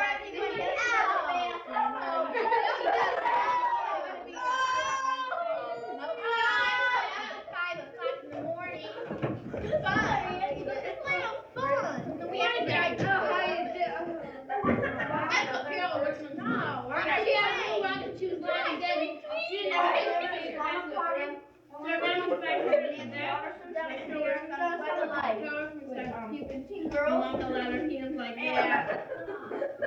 I was there at 5. 5 girls threw up during the night. Oh,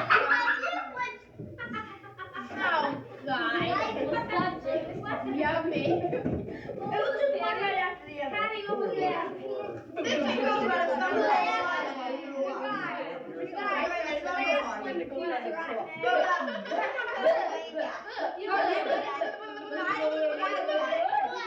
No, we keep on doing this and all was mostly. Everything keeps on coming out. Heart comes out. I don't want to go away. I did not. I ate a piece. About this big. Yummy. Oh, yummy. Can I eat your heart? Can I eat your heart? Sure, here. You don't eat your heart. There is like 2 of them. It's got one in there. I need your eyeball. Your eyeball. I got a scar on that. Maybe I go to the dentist. I gotta get me. I gotta go back Monday. Oh, And get a fill. you're getting your braces. Monday. She's getting a braces.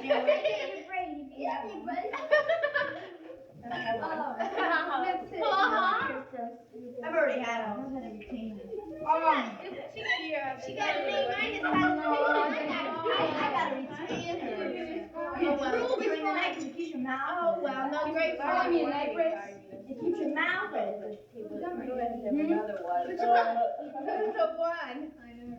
I got me. All right, Sarah. Sarah. Glenn. Somebody did that.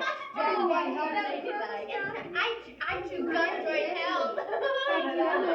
Because she got So did Rod, and that's why I put it in my mouth. My dentist, when he used to a choice between flavors. Black, You put the cherry, whole lemon, thing in her lime. mouth. You mean clean your teeth? The whole thing in her mouth. The bugs that is good though, 'cause we got different flavors. We had separate. I could if I would, but mine's all gone yesterday. Lemon lime. I had lemon. I had lemon lime.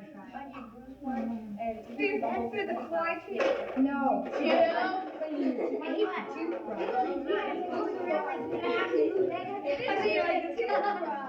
My dentist, he used to go like this. I love ice cream. Here, ice cream. Here it goes.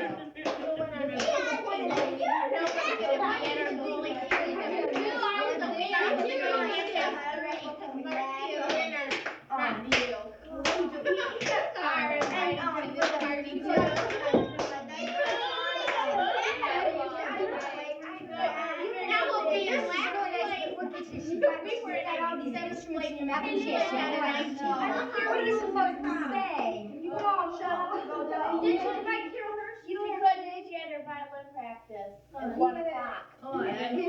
The teams are going to be uneven. Thank you. What are going to be teams? Bowling. We're having teams? No, they're not really going to be teams. Who's ever on my team is going to want to. Because I can't play bowling. I can't because my arm. What's the talking about? Yeah, that's what he means. He's going. He puts it real hard. And he puts it real hard right into the crowd, and you can feel it all over. And my chin's going to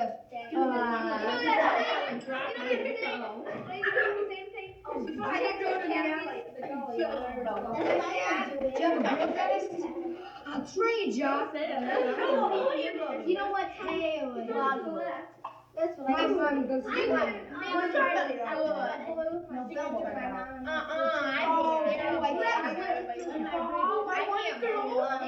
I go to the doctor like that, you know. I know she could.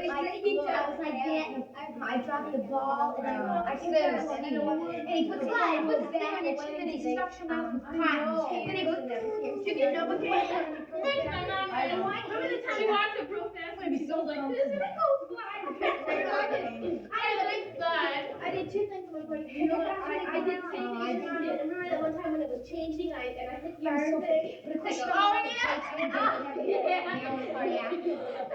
No, I'm going to change it. I know the ball. I can't blow it. Now you waited for half an hour to clean your teeth and everything. No pain. You waited for half an hour. Come back to drill it. That smells good. Make it up. I had a toothful right here, and they put this yellow thing and they rub it on the top of the road. And a bad thing. You know, the biggest family I had was the first time I leave my tooth. I could stand you about I didn't take no pain. I he told me last night. I didn't see anybody except Raina. Raina and I always come around together. I remember first grade because I got 2 grades and these. And I thought you were a boy. I thought you were a boy. I got Raina. What kind of a name is that? We all had pixies. I did something that you did. How many girls were at Yeah. 30. Oh, there were any teeth left in my office. Their father and mother were 50 gold. Yeah. Terry. 50 gold boys. Terry Ramey. They're girls and they have a hat. Terry Ramey was a boy. No, it's the third. Yes, it was. No, he wasn't. Well, there was one that always had to go to the sink and clean out his fingernails. Terry. Yeah. That's the only thing I remember about him. Thank you. Yes, he still had these things so much learning school to shut and make these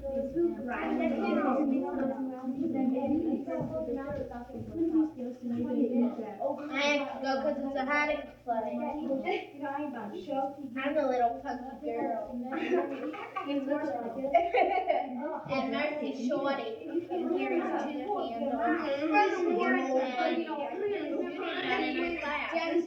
Don't they taste like the ones that are in Oxford ones? You like? Oh, good. What? You know how they taste like No. I mean, I know, but I don't know. You think like a vampire. Well, the owl juice on it. What if you do it? No. Thank you. Oh, yeah. Should we take care of living in the Wait.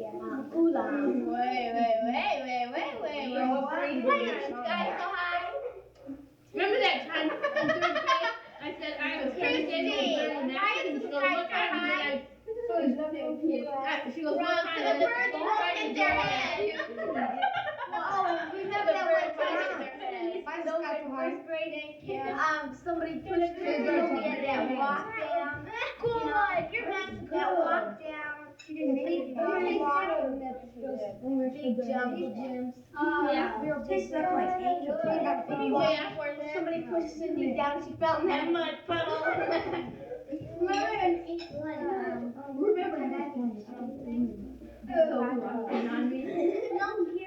No, Toby did it to me. Gary did it to you. Oh, yeah.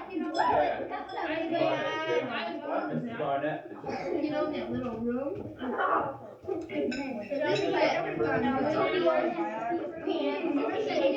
Toby walked in on me.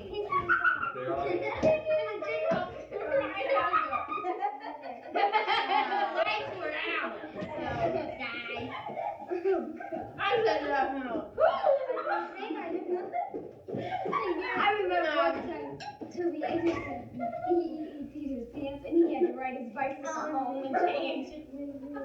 I remember when Carol Arson in first grade, Miss Mosey went up the ceiling. Oh, she was mad.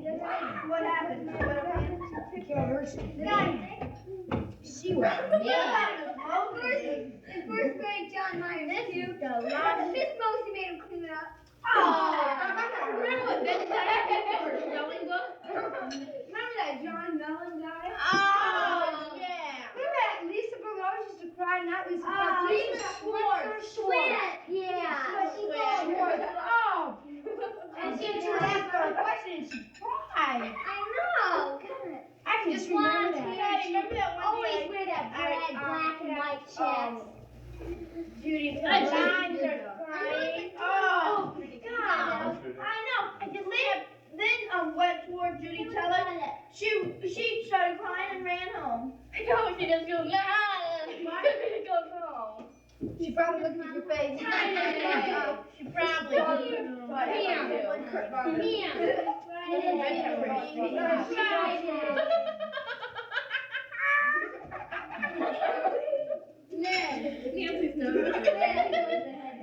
And that Rabel guy?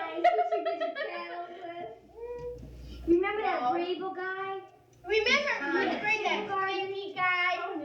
That's not his name. Yeah, we always had to go sleep and clean out his fingernails. Well, that Rabel guy. He was the stinkiest guy in the world. Trying hard to stack it. She did it or not. She wasn't sure. I was thinking it. The red pants came out. Rena, there's your gum. You know what? Remember that kid that Sherry? Oh, yes, Right, remember that popcorn? No, I got it. I still have that popcorn. She's got real long, dirty fingernails. Oh, you guys should have gone.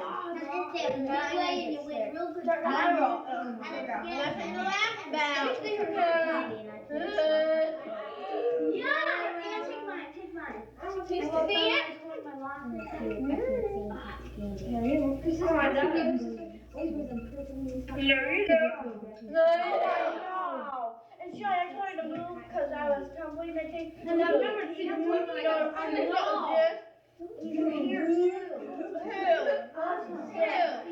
Let's run. No. Let's see. Okay, let's run now. Goes on right. Oh, that gotta be so busy. I can't run. Let's do something deep. Get something deep. Let's run. Halfway out. You get up. I felt Ready? Go. Go.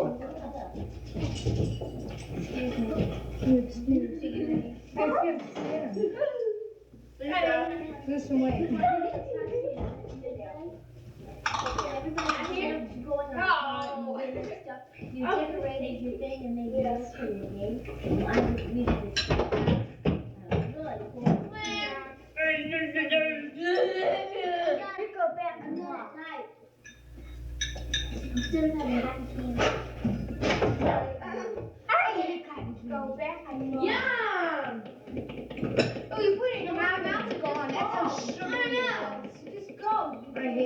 I get some cotton candy. So do I. One time I had this. Oh, I love it. You know, I had pink of it. Then we And have I enough. ate If it. you do that for yourself, it's too much sugar. It's too much sugar for your body. I don't care. I don't care. I got Me neither. I don't care about You my don't care, body. you know what? If you eat, let's say you eat, you know how you buy them in those big sticks? Yeah. Let's say you eat about five or 6 a day. We You have way too much sugar in your body. That's too much sugar for your body to handle. Oh, you couldn't have had. It's too much sugar for your body to handle. Did you ever like David Meat? No, or 3. Or 1 or 2. It's way too much sugar for your body to handle. I've got it crazy. Lisa did. Lisa, her job. I move around too much in my chair.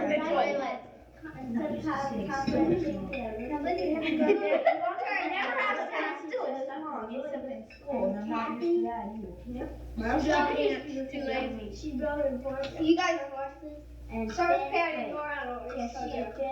No, wait a second. No, the dentist office gets me, you can track your mouth around. They go back here. So I show this to somebody else and you shake the nail and you look at the light. Oh, those lights kill me. They're so bright.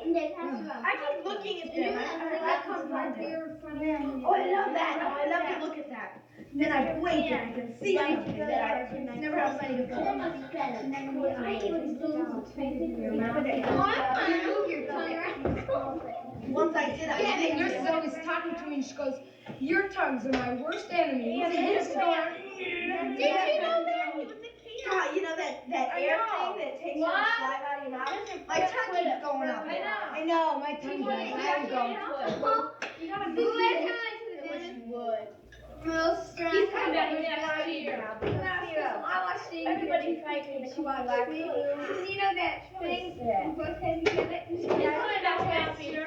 He's coming back next year.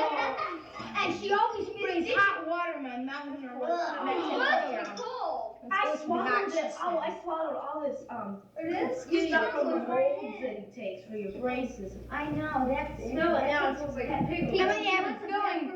You always get that grindy stuff. No, that's gross. You know that song everybody's tickling everybody else's thing and their fault. The dentist takes this mold from your braces and you swallow. Some of it takes 10 years for it to get out. I don't know. What are we going to I know it's so small and when it gets in your legs, you can't move. What? The stuff, you know, you get your filling, your silver junk, and the stuff you get left in your mouth that wasn't ever molded in there, it's all grindy, and you swallow it. Oh, yeah. Oh, delicious. Feels like I know, and you know what she always does after I have a filling? She goes, and sprays in all this hot water. You know what I hate? Oh, I love that mouthwash. It feels like air. It's scope. It's air and scope. I think that's good. You know what I hate when I take? It's like a little pick. It's shaped like that. It's like a hook. And they stick it down. Yeah, they go.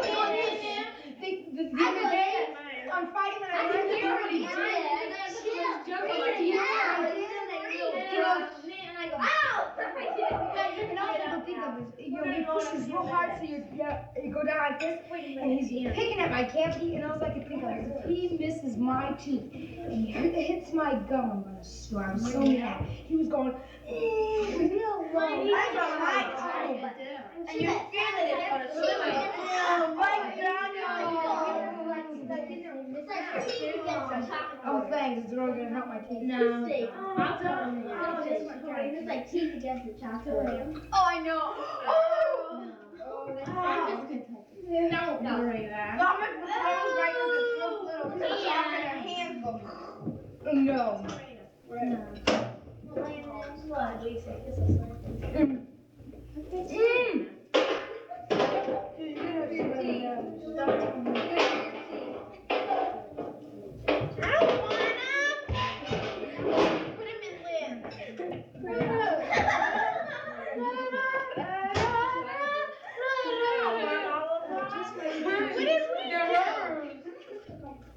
I give you so good to Nancy. Don't be drunk. Forget it. Oh, man.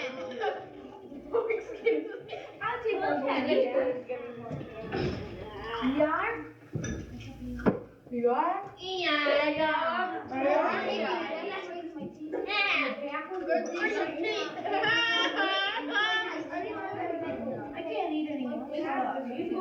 You get that little blue thing put in your mouth. Yeah, you know. Mm-hmm. You guys are smashing me. I go like this. You done? Hey! Man, I can't eat all that. No. You know, it tastes good. I'm gonna finish my food. Those are good, Shelly. Tastes like real oranges. Leave ice cream.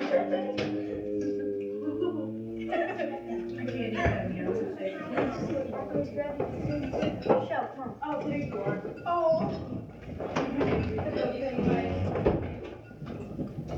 Lisa, wait. No.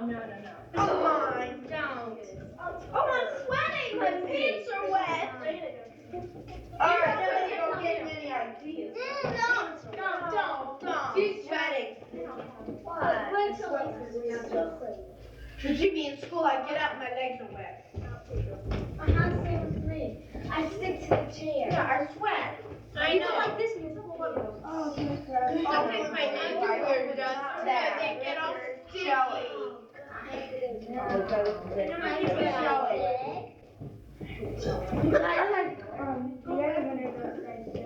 Lisa. Oh, you got it? Somebody been taking.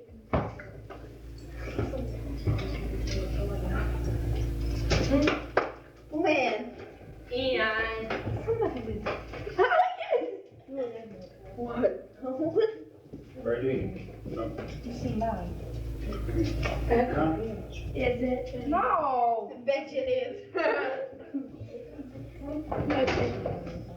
Forget it. Okay. What's my question? You wouldn't want everybody in the world to know. I'll tell everybody. I'll tell everybody.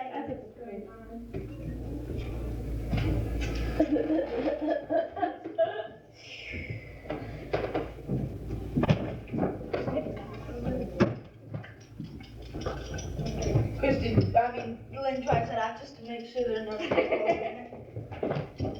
Try it. What's this? Cool. Lynn, what's this? Oh, yeah. No, Chris. I know. Oh, this is You spin them or whatever number it is, you gotta have palm down. Oh, you go like this? Yeah. Yeah, but if you get... No, Chris. Oh, gosh, you gotta have them down. Yeah, Okay, girls, like to keep the tractors on. Fire the load. What? Keep the tractors on. Oh, Stairs.